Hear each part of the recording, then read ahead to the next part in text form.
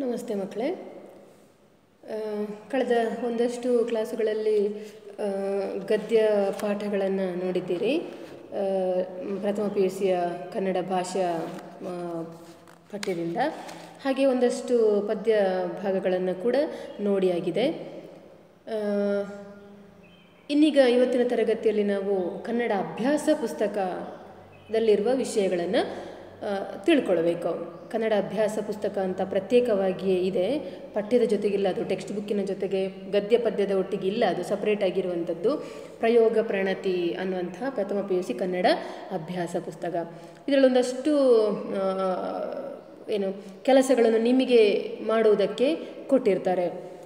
ಇದರಲ್ಲಿ ಆರಂಭದಲ್ಲಿ ಕೆಲವು ಪುಟಗಳಲ್ಲಿ ನಿಮ್ಮ ಪಠ್ಯದಲ್ಲಿರುವಂತಹ ಗದ್ಯ ಪದ್ಯಗಳ ಒಂದು ವಾಕ್ಯಗಳಲ್ಲಿ ಉತ್ತರಿಸಿ ಹಾಗೂ ಎರಡು ವಾಕ್ಯಗಳಲ್ಲಿ ಉತ್ತರಿಸಿ ಪ್ರಶ್ನೋತ್ತರಗಳನ್ನು ಮತ್ತೆ ಬರಲಿಕ್ಕೆ ಕೊಟ್ಟಿದ್ದಾರೆ. ಅಂದರೆ ನೀವು ಇದರಲ್ಲಿ ಬರೀಬೇಕು ಅಂತ ಕ್ರಮ.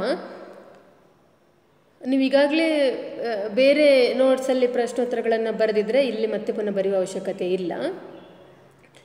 ಅದರ ಮುಂದಿನ ಭಾಗವಾಗಿ ಪತ್ರಲೇಖನ, ಪ್ರಬಂಧ, ಹಾಗೆಯೇ ಯಾವುದು ಗಾದೆ ಮಾತು, ಇವುಗಳ ವಿಸ್ತರಣೆ ಕೊಟ್ಟಿದ್ದಾರೆ. ಪತ್ರಲೇಖನ ಬರೀಲಿಕ್ಕಿದೆ ಇಲ್ಲಿ, ಹಾಗೆ ಪ್ರಬಂಧವನ್ನು ಕೂಡ ಬರೀಬೇಕಾಗ್ತದೆ. ಇದರ ಮುಂದೆ ಬಿಡಿಸಿ ಬರೆಯಿರಿ, ಆಮೇಲೆ ಸಮಾನಾರ್ಥಕಗಳು, ನಾನಾರ್ಥಕಗಳು, ನುಡಿಗಟ್ಟುಗಳು ಅನ್ನು ವಾಕ್ಯದಲ್ಲಿ ಬರೆಯುವುದು, ವಿರುದ್ಧಾರ್ಥಕ ಪದ, ಈ ಥರದ ವರ್ಕ್ಗಳನ್ನು, ಅಭ್ಯಾಸಗಳನ್ನು ನಿಮಗೆ ಮಾಡಲಿಕ್ಕೆ ಕೊಟ್ಟಿರುವಂಥದ್ದು. ಇದು ಪ್ರತ್ಯೇಕವಾಗಿ ಇರುವಂತಹ ಪುಸ್ತಕ. ನೀವು ಇದನ್ನು ಕಡ್ಡಾಯವಾಗಿ ಖರೀದಿ ಮಾಡಬೇಕು ಮತ್ತು ಇದರಲ್ಲಿರುವಂತಹ ಕೆಲಸಗಳನ್ನು ನೀವೇ ಮಾಡಬೇಕು ಅನ್ನುವಂಥದ್ದು ಕ್ರಮ. ಇದರಲ್ಲಿರುವ ಉತ್ತರಗಳನ್ನು ಹೇಳ್ತಾ ಹೋಗ್ತೇವೆ, ಅದು ಒಟ್ಟಿನ ಕೆಲಸಗಳನ್ನು ನೀವು ಇದರಲ್ಲಿ ಮಾಡಬೇಕಾಗ್ತದೆ. ಸರಿಯಲ್ಲ? ಇಲ್ಲಿ ನೋಡಿ, ಪತ್ರಲೇಖನ, ಪ್ರಬಂಧ ಅಷ್ಟು ಆದ ಮೇಲೆ ಇಲ್ಲಿ ಆಮೇಲೆ ಮುಂದೆ ಇರುವಂಥದ್ದು ಅದನ್ನು ಆಮೇಲೆ ಮಾಡುವ. ಪತ್ರಲೇಖನವನ್ನು ಮೊದಲಿಗೆ ಮಾಡುವ. ಇದನ್ನು ಈ ಬಿಡಿಸಿ ಬರೆಯಿರಿ, ಸಮಾನಾರ್ಥಕಗಳು, ಇದೆಲ್ಲ ನಿಮಗೆ ಪರೀಕ್ಷೆಗೆ ಅತ್ಯಂತ ಅಗತ್ಯವಾಗಿ ಇದರಿಂದ ಕೇಳ್ತಾರೆ. ಎಕ್ಸಾಮಿಗೆ 100 ಮಾರ್ಕಿನ ಕ್ವಶನ್ ಪೇಪರಲ್ಲಿ ಈ ಪ್ರಶ್ನೆಗಳು ವರ್ಕ್ ಬುಕ್ಕಿನಿಂದ ಒಟ್ಟಾರೆಯಾಗಿ 10ರಿಂದ 20 ಅಂಕ, 20ರಿಂದ 25 ಅಂಕಗಳಷ್ಟು ಪ್ರಶ್ನೆಗಳು ಬಂದೇ ಬರ್ತದೆ. ಹಾಗಾಗಿ ನೀವು ವರ್ಕ್ ಬುಕ್ಕನ್ನು ಬದಿಗಿಡುವ ಹಾಗಿಲ್ಲ. ಇದರಲ್ಲಿರುವಂತಹ ಅಭ್ಯಾಸಗಳನ್ನು ಕಡ್ಡಾಯವಾಗಿ ಮಾಡಲೇಬೇಕಾಗುತ್ತದೆ. ಇಲ್ಲಿ ಬಿಡಿಸಿ ಬರೆಯಿರಿ ಅಂತ ಕೊಟ್ಟಿದ್ದಾರೆ ನೋಡಿ. ಬಿಡಿಸಿ ಬರೆಯುವುದು ಹೇಗೆ ಅಂತ ಸುಮಾರು 90-97 ಶಬ್ದಗಳನ್ನು ಕೊಟ್ಟಿದ್ದಾರೆ. ಏನು ಬಿಡಿಸಿ ಬರೆಯುವುದು ಅಂತಂದರೆ ನೋಡಿ, ಹಳೆಗನ್ನಡ ಕವಿಗಳಲ್ಲಿ ಹಾಗೂ ಆಡು ಭಾಷೆಯಲ್ಲಿ ನಾವು ಸಾಮಾನ್ಯವಾಗಿ ಒಂದಕ್ಕಿಂತ ಹಲವು ಪದಗಳನ್ನು ಒಟ್ಟಿಗೆ ಕೂಡಿಸಿ ಬಳಸುವ ಪರಿಪಾಠವಿದೆ. ಅದು ಒಂದು ಸಮೂಹ ಪದವಾಗುತ್ತದೆ. ಕಾವ್ಯಗಳನ್ನು ಓದುಗರು ಸುಲಭವಾಗಿ ಅರ್ಥೈಸಿಕೊಳ್ಳಲು ಈ ಸಮೂಹ ಪದಗುಚ್ಛಗಳನ್ನು ಬಿಡಿಸಿಕೊಳ್ಳಬೇಕಾಗುತ್ತದೆ. ಉದಾಹರಣೆಗೆ ಕಲ್ಮರಂ, ಕಲ್ ಪ್ಲಸ್ ಮರ, ಕಲ್ಮರ. ಜಗಜ್ಜನನಿ, ಜಗತ್ ಪ್ಲಸ್ ಜನನಿ. ಹೀಗೆ ಕೆಳಗೆ ಕೊಟ್ಟಿರುವ ಕೂಡು ಪದಗಳನ್ನು ಬಿಡಿಸಿ ಬರೆಯಿರಿ. ಅಂದರೆ ಸಾಧಾರಣವಾಗಿ ಹೆಚ್ಚಾಗಿ ನೀವು ಹಳೆಗನ್ನಡ ಪದ್ಯಗಳನ್ನು, ಗದ್ಯಗಳನ್ನು ಓದಿಕೊಳ್ಳುವಾಗ ಶಬ್ದಗಳಲ್ಲಿ ಕೂಡಿಕೊಂಡಿರ್ತವೆ. ಆದರೆ ಆ ಪದ್ಯಗಳನ್ನು, ಗದ್ಯಗಳನ್ನು ನೀವು ಅರ್ಥ ಮಾಡಿಕೊಳ್ಬೇಕಂತಂದರೆ ಏನು ಮಾಡಿಕೊಳ್ಬೇಕು? ಅದನ್ನು ಬಿಡಿಸಿಕೊಳ್ತಾ ಓದ್ತಾ ಹೋಗಬೇಕು. ಹೌದಾ? ಹಾಗೆ ಓದಿದಾಗ ಮಾತ್ರ ನಿಮಗದು ಸುಲಭದಲ್ಲಿ ಅರ್ಥಕ್ಕೆ ಸಿಗುತ್ತದೆ. ಇಲ್ಲಿ ಹಾಗೆ ಮಾಡಿದಾಗ ನಿಮಗೆ ಓದಲಿಕ್ಕೂ ಸುಲಭ, ಅರ್ಥವು ನಿಮಗೆ ಸುಲಭದಲ್ಲಿ ತಿಳಿತಾ ಹೋಗ್ತದೆ. ಅದಕ್ಕಾಗಿ ಬಿಡಿಸಿಕೊಳ್ಬೇಕು ಶಬ್ದಗಳನ್ನು ಅಂತ ಹೇಳುವಂಥದ್ದು. ಇಲ್ಲಿ ಸುಮಾರು ಶಬ್ದಗಳನ್ನು ಕೊಟ್ಟಿದ್ದಾರೆ, ನಾವು ನೋಡ್ತಾ ಹೋಗುವ. ಇದರಲ್ಲಿ ಬಿಡಿಸುವಾಗ ಗಮನಿಸಿಕೊಳ್ಬೇಕಾದ ಒಂದು ಸಂಗತಿ ಏನಪ್ಪ ಹೇಳಿದ್ರೆ, ಪದಗಳನ್ನು ಬಿಡಿಸುವಾಗ ಪೂರ್ವ ಪದ ಮತ್ತು ಉತ್ತರ ಪದ ಏನಿದೆಯೋ, ಅಂದರೆ ಪ್ಲಸ್ ಮಾರ್ಕ್ ಹಾಕ್ತಿರಲ್ಲ ನೀವು ನಡುವಲ್ಲಿ ಬಿಡಿಸಿಕೊಳ್ಳುವಾಗ, ಅದರ ಆಚೆಗಿನ ಶಬ್ದ ಮತ್ತು ಈಚೆಗಿನ ಶಬ್ದ, ಪೂರ್ವ ಪದ ಮತ್ತು ಉತ್ತರ ಪದ, ಅದೆರಡೂ ಅರ್ಥಗರ್ಭಿತವಾಗಿರಬೇಕು. ಅದೆರಡೂ ಕೂಡ ಅರ್ಥವನ್ನು ಕೊಡಬೇಕು. ಬಿಡಿಸುತ್ತಾ ಹೇಳಿದರೆ ಒಟ್ಟಾರೆ ಶಬ್ದ ಸಿಕ್ಕಿತು ಅಂತ ಬಿಡಿಸ್ತಾ ಹೋಗುವುದಲ್ಲ. ಎರಡೂ ಶಬ್ದಗಳು, ಪೂರ್ವ ಪದ ಹಾಗೂ ಉತ್ತರ ಪದ, ಎರಡೂ ಶಬ್ದಗಳಿಗೂ ಅರ್ಥ ಇರುವ ಹಾಗಿರಬೇಕು. ಅರ್ಥಗರ್ಭಿತವಾಗಿಯೇ ಅದನ್ನು ಬಿಡಿಸಿಕೊಳ್ಳಬೇಕಾಗ್ತದೆ. ಅಲ್ಲದೆ ಹೋದರೆ ನೀವು ಬಿಡಿಸಿಕೊಳ್ಳುವ ಕ್ರಮ ಸರಿ ಇಲ್ಲ ಅಂತ ತಿಳ್ಕೊಳ್ಬೇಕಾಗ್ತದೆ. ನೋಡಿ ಇಲ್ಲಿ ಅದರಿಚ್ಛೆ, ಮೊದಲ ಶಬ್ದ ಅದರಿಚ್ಛೆ. ಹೇಗೆ ಬಿಡಿಸಿಕೊಳ್ಬೇಕು ಇದನ್ನು? ಅದರ ಪ್ಲಸ್ ಇಚ್ಛೆ, ಅದರಿಚ್ಛೆ. ಆಯಿತಾ? ಅದರ ಪ್ಲಸ್ ಇಚ್ಛೆ, ಅದರಿಚ್ಛೆ. ಮುಂದೆ ಅಪವಾದ ಮಾವರಿಸೆ, ಅಪವಾದಂ ಪ್ಲಸ್ ಆವರಿಸೆ, ಅಪವಾದ ಮಾವರಿಸೆ, ಅಪವಾದಂ ಪ್ಲಸ್ ಆವರಿಸೆ, ಅಪವಾದ ಮಾವರಿಸೆ.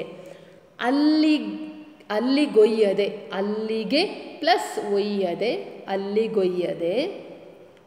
ಅಸದಳಮೆಂಬ, ಅಸದಳಂ ಪ್ಲಸ್ ಎಂಬ, ಅಸದಳಂ ಪ್ಲಸ್ ಎಂಬ.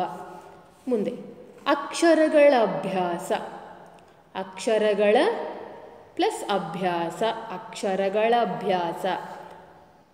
ಇಡಿದಿರುತಿರ್ದುದು, ಇಡಿದು ಪ್ಲಸ್ ಇರುತೆ ಪ್ಲಸ್ ಇರ್ದುದು, ಇಡಿದು ಪ್ಲಸ್ ಇರುತೆ ಪ್ಲಸ್ ಇರ್ದುದು, ಇಡಿದಿರುತಿರ್ದುದು. 20, 20 ಈ 10 ಅಂತ ಮಾಡೋದಲ್ಲ, 2 ಪ್ಲಸ್ 10. ಯಾಕೆ ನಾನಾಗಲೇ ಹೇಳಿದೆ, ಬಿಡಿಸಿಕೊಳ್ಳುವಾಗ ಪೂರ್ವ ಪದ ಮತ್ತು ಉತ್ತರ ಪದ ಪ್ಲಸ್ ಮಾರ್ಕಿನ ಆಚೆಗೆ ಇರುವ ಶಬ್ದ ಮತ್ತು ಈಚೆಗೆ ಇರುವ ಶಬ್ದ ಅರ್ಥಪೂರ್ಣವಾಗಿರಬೇಕು. 2 10 20, 2 10ಗಳು ಸೇರಿದಾಗ ತಾನೇ 20 ಆಗುವಂಥದ್ದು. ಅದಕ್ಕೆ ಅದನ್ನು ಹೇಗೆ ಬಿಡಿಸ್ಕೊಳ್ತೇವೆ, 2 ಪ್ಲಸ್ 10 ಅಂತ. ಉದ್ದಗಲ, ಉದ್ದ ಪ್ಲಸ್ ಅಗಲ, ಉದ್ದಗಲ. ಉಂಡೆಗಟ್ಟುವ, ಉಂಡೆ ಪ್ಲಸ್ ಕಟ್ಟುವ, ಕಕಾರ. ಅಲ್ಲಿ ಗಕಾರ ಇದೆ ನೋಡಿ, ಸೇರಿದಾಗ ಬಿಡಿಸುವಾಗ ಅದು ಕಕಾರವಾಗುತ್ತದೆ. ಉಂಡೆ ಪ್ಲಸ್ ಕಟ್ಟುವ, ಉಂಡೆಗಟ್ಟುವ. ಎಷ್ಟೊತ್ತು, ಎಷ್ಟು ಪ್ಲಸ್ ಹೊತ್ತು, ಎಷ್ಟೊತ್ತು. 8 10, 8 ಪ್ಲಸ್ 10, 8 10. ಎಂದಷ್ಟೇ, ಎಂದು ಪ್ಲಸ್ ಅಷ್ಟೇ, ಎಂದಷ್ಟೇ. ಎಂದಿಗಯ್ಯ, ಎಂದಿಗೆ ಪ್ಲಸ್ ಅಯ್ಯ, ಎಂದಿಗಯ್ಯ. ಏಕೈಕ, ಏಕ ಪ್ಲಸ್ ಏಕ, ಏಕೈಕ. 15, 1 ಪ್ಲಸ್ 5, 15. ಕಟ್ಟೋಗರ, ಕಟ್ಟಿದ ಪ್ಲಸ್ ಓಗರ, ಕಟ್ಟೋಗರ. ಅಲ್ಲಿ ಕಟ್ಟ ಪ್ಲಸ್ ಓಗರ ಅಂತ ಮಾಡಲಿಕ್ಕಾಗೋದಿಲ್ಲ. ಯಾಕೆ ಹೇಳಿದ್ರೆ ಕಟ್ಟೋಗರ ಹೇಳಿದ್ರೆ ಏನು, ಕಟ್ಟಲ್ಪಟ್ಟಂತಹ ಆಹಾರ, ಕಟ್ಟಿದ ಆಹಾರ. ಓಗರ ಹೇಳಿದರೆ ಆಹಾರ ಅಂತ ಅರ್ಥ, ಅನ್ನ ಆಹಾರ ಅಂತ ಅರ್ಥ. ಹಾಗೆ ಕಟ್ಟಿದ ಓಗರ, ಕಟ್ಟೋಗರ.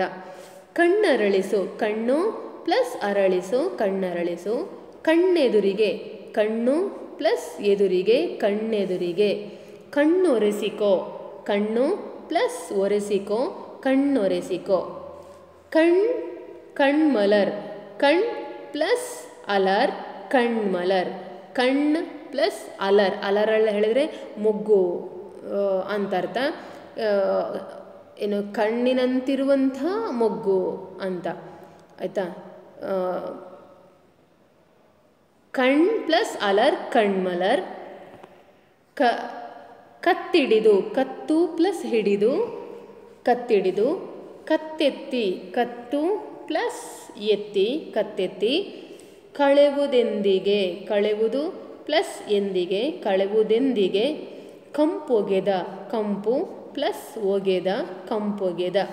ಕಾಲಾವಧಿ, ಕಾಲ ಪ್ಲಸ್ ಅವಧಿ, ಕಾಲಾವಧಿ. ಕಾಲ್ಬಟ್ಟೆ, ಕಾಲ್ ಪ್ಲಸ್ ಬಟ್ಟೆ, ಕಾಲ್ಬಟ್ಟೆ.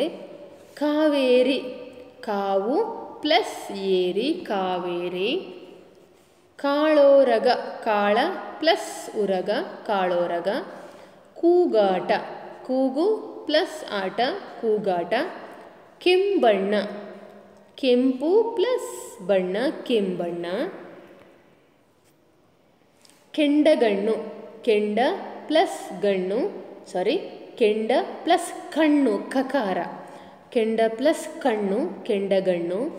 ಗೆಳೆಯರಿಬ್ಬರು, ಗೆಳೆಯರು ಪ್ಲಸ್ ಇಬ್ಬರು, ಗೆಳೆಯರಿಬ್ಬರು. ಗುಪ್ತಾರಾಧನೆ, ಗುಪ್ತ ಪ್ಲಸ್ ಆರಾಧನೆ, ಗುಪ್ತಾರಾಧನೆ.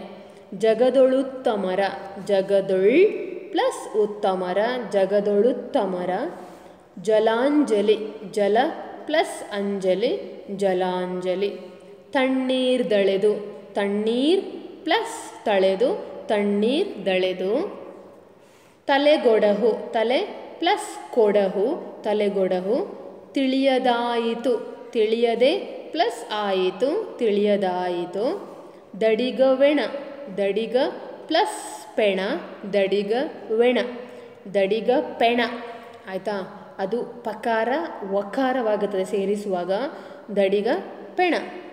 ದಿಕ್ಕೆಟ್ಟು, ದಿಕ್ಕು ಪ್ಲಸ್ ಕೆಟ್ಟು, ದಿಕ್ಕೆಟ್ಟು. ದಿಕ್ಸೂಚಿ, ದಿಕ್ ಪ್ಲಸ್ ಸೂಚಿ ದಿಕ್ಸೂಚಿ ದಿಗ್ದೇಶ ದಿಕ್ ಪ್ಲಸ್ ದೇಶ ದಿಗ್ದೇಶ ದಿವ್ಯಾನ್ನ ದಿವ್ಯ ಪ್ಲಸ್ ಅನ್ನ ದಿವ್ಯಾನ್ನ ನಾಲ್ವಡಿ ನಾಲ್ಕು ಪ್ಲಸ್ ಮಡಿ ನಾಲ್ವಡಿ ನ್ಯಾಯಾಲಯ ನ್ಯಾಯ ಪ್ಲಸ್ ಆಲಯ ನ್ಯಾಯಾಲಯ ನೂರಾರು ನೂರು ಪ್ಲಸ್ ಆರು ನೂರಾರು ನಿನಗಿನ್ನೆಗಂ ನಿನಗೆ ಪ್ಲಸ್ ಇನ್ನೆಗಂ ನಿನಗಿನ್ನೆಗಂ ನಿನ್ನನೊಲ್ಲದೆ ನಿನ್ನನು ಪ್ಲಸ್ ಒಲ್ಲದೆ ನಿನ್ನನೊಲ್ಲದೆ ಪನ್ನಗಾಭರಣ ಪನ್ನಗ ಪ್ಲಸ್ ಆಭರಣ ಪನ್ನಗಾಭರಣ ಪುಲ್ಮೇವು ಪುಲ್ ಪ್ಲಸ್ ಮೇವು ಪುಲ್ಮೇವು ಪುರಿಗಣೆ ಪುರಿ ಪ್ಲಸ್ ಖಣೆ ಪುರಿಗಣೆ ಪೊಗೆದಳೆದಗ್ನಿಹೋತ್ರ ಇಲ್ಲಿ ಮೂರು ಸಲ ವಿಂಗಡಿಸಿಕೊಳ್ಬೋದು ದೊಡ್ಡದಾಗಿರುವ ಕಾರಣ ಪೊಗೆ ತಳೆದ ಪೊಗೆ ಪ್ಲಸ್ ತಳೆದ ಪ್ಲಸ್ ಅಗ್ನಿಹೋತ್ರ ಪೊಗೆದಳೆದಗ್ನಿಹೋತ್ರ ಪೊಗೆ ಪ್ಲಸ್ ತಳೆದ ಪ್ಲಸ್ ಅಗ್ನಿಹೋತ್ರ ಪೊಗೆದಳೆದಗ್ನಿಹೋತ್ರ ಬನದೊಳಿರಿಸಿ ಬನದೊಳ್ ಪ್ಲಸ್ ಇರಿಸಿ ಬನದೊಳಿರಿಸಿ ಅದು ಒಂದು ಶಬ್ದ ಬಿಟ್ಟು ಹೋಯಿತು ಪೋಗದಿರ್ದೊಡೆ ಪೋಗದೆ ಪ್ಲಸ್ ಇರ್ದೊಡೆ ಪೋಗದಿರ್ದೊಡೆ ನೆಕ್ಸ್ಟ್ ಬನದೊಳಿರಿಸಿ ಬನದೊಳ್ ಪ್ಲಸ್ ಇರಿಸಿ ಬನದೊಳಿರಿಸಿ ಬಾ ಎಂದೆನಗೆ ಬಾ ಪ್ಲಸ್ ಎಂದು ಪ್ಲಸ್ ಎನಗೆ ಬಾ ಪ್ಲಸ್ ಎಂದು ಪ್ಲಸ್ ಎನಗೆ ಬಾ ಎಂದೆನಗೆ ಬಾಲಕರಾಶ್ರಮ ಬಾಲಕರ ಪ್ಲಸ್ ಆಶ್ರಮ ಬಿದ್ದಳಂಗನೆ ಬಿದ್ದಳು ಪ್ಲಸ್ ಅಂಗನೆ ಬೆಳ್ಗೊಡೆ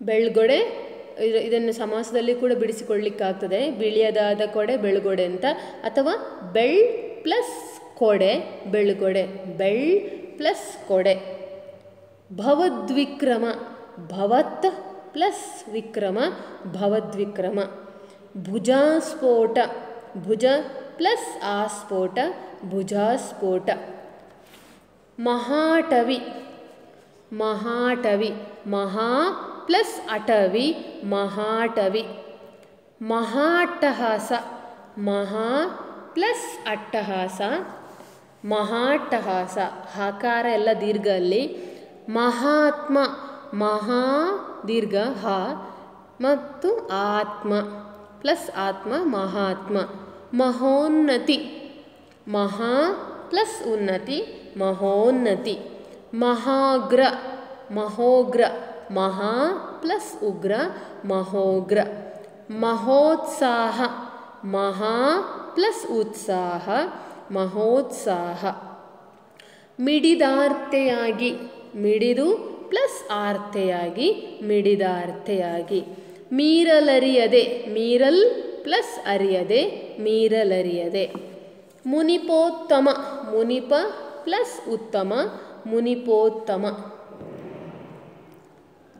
ಮುಂದೆ ಮೂಲೋತ್ಪಾಟನೆ ಮೂಲ ಪ್ಲಸ್ ಉತ್ಪಾಟನೆ ಮೂಲೋತ್ಪಾಟನೆ ಮೆಳ್ಳಗಣ್ಣು ಮೆಳ್ಳ ಪ್ಲಸ್ ಕಣ್ಣು ಮೆಳ್ಳಗಣ್ಣು ಮೈಯೆಲ್ಲ ಮೈ ಪ್ಲಸ್ ಎಲ್ಲ ಮೈಯೆಲ್ಲ ರಘುಕುಲೋದ್ಭವಂ ರಘುಕುಲ ಪ್ಲಸ್ ಉದ್ಭವಂ ರಘುಕುಲೋದ್ಭವಂ ರಣಾಜಿರ ರಣ ಪ್ಲಸ್ ಆಜಿರ ರಣಾಜಿರ ರಸಾನುಭವ ರಸ ಪ್ಲಸ್ ಅನುಭವ ರಸಾನುಭವ ಲಕ್ಷಾಂತರ ಲಕ್ಷ ಪ್ಲಸ್ ಅಂತರ ಲಕ್ಷಾಂತರ ಲಿಂಗಾರ್ಚನೆ ಲಿಂಗ ಪ್ಲಸ್ ಅರ್ಚನೆ ಲಿಂಗಾರ್ಚನೆ ಲಿಂಗಾಭಿಮಾನಿ ಲಿಂಗ ಪ್ಲಸ್ ಅಭಿಮಾನಿ ಲಿಂಗಾಭಿಮಾನಿ ಲೋಕಾಧಿಪತಿ ಲೋಕ ಪ್ಲಸ್ ಅಧಿಪತಿ ಲೋಕಾಧಿಪತಿ ವದನಾರವಿಂದ ವದನ ಪ್ಲಸ್ ಅರವಿಂದ ವದನಾರವಿಂದ ವಿನಯೋಲ್ಲಂಘನ ವಿನಯ ಪ್ಲಸ್ ಉಲ್ಲಂಘನ ವಿನಯೋಲ್ಲಂಘನ ವಿಭುವಿನಾಜ್ಞೆ, ವಿಭುವಿನ ಪ್ಲಸ್ ಆಜ್ಞೆ, ವಿಭುವಿನಾಜ್ಞೆ.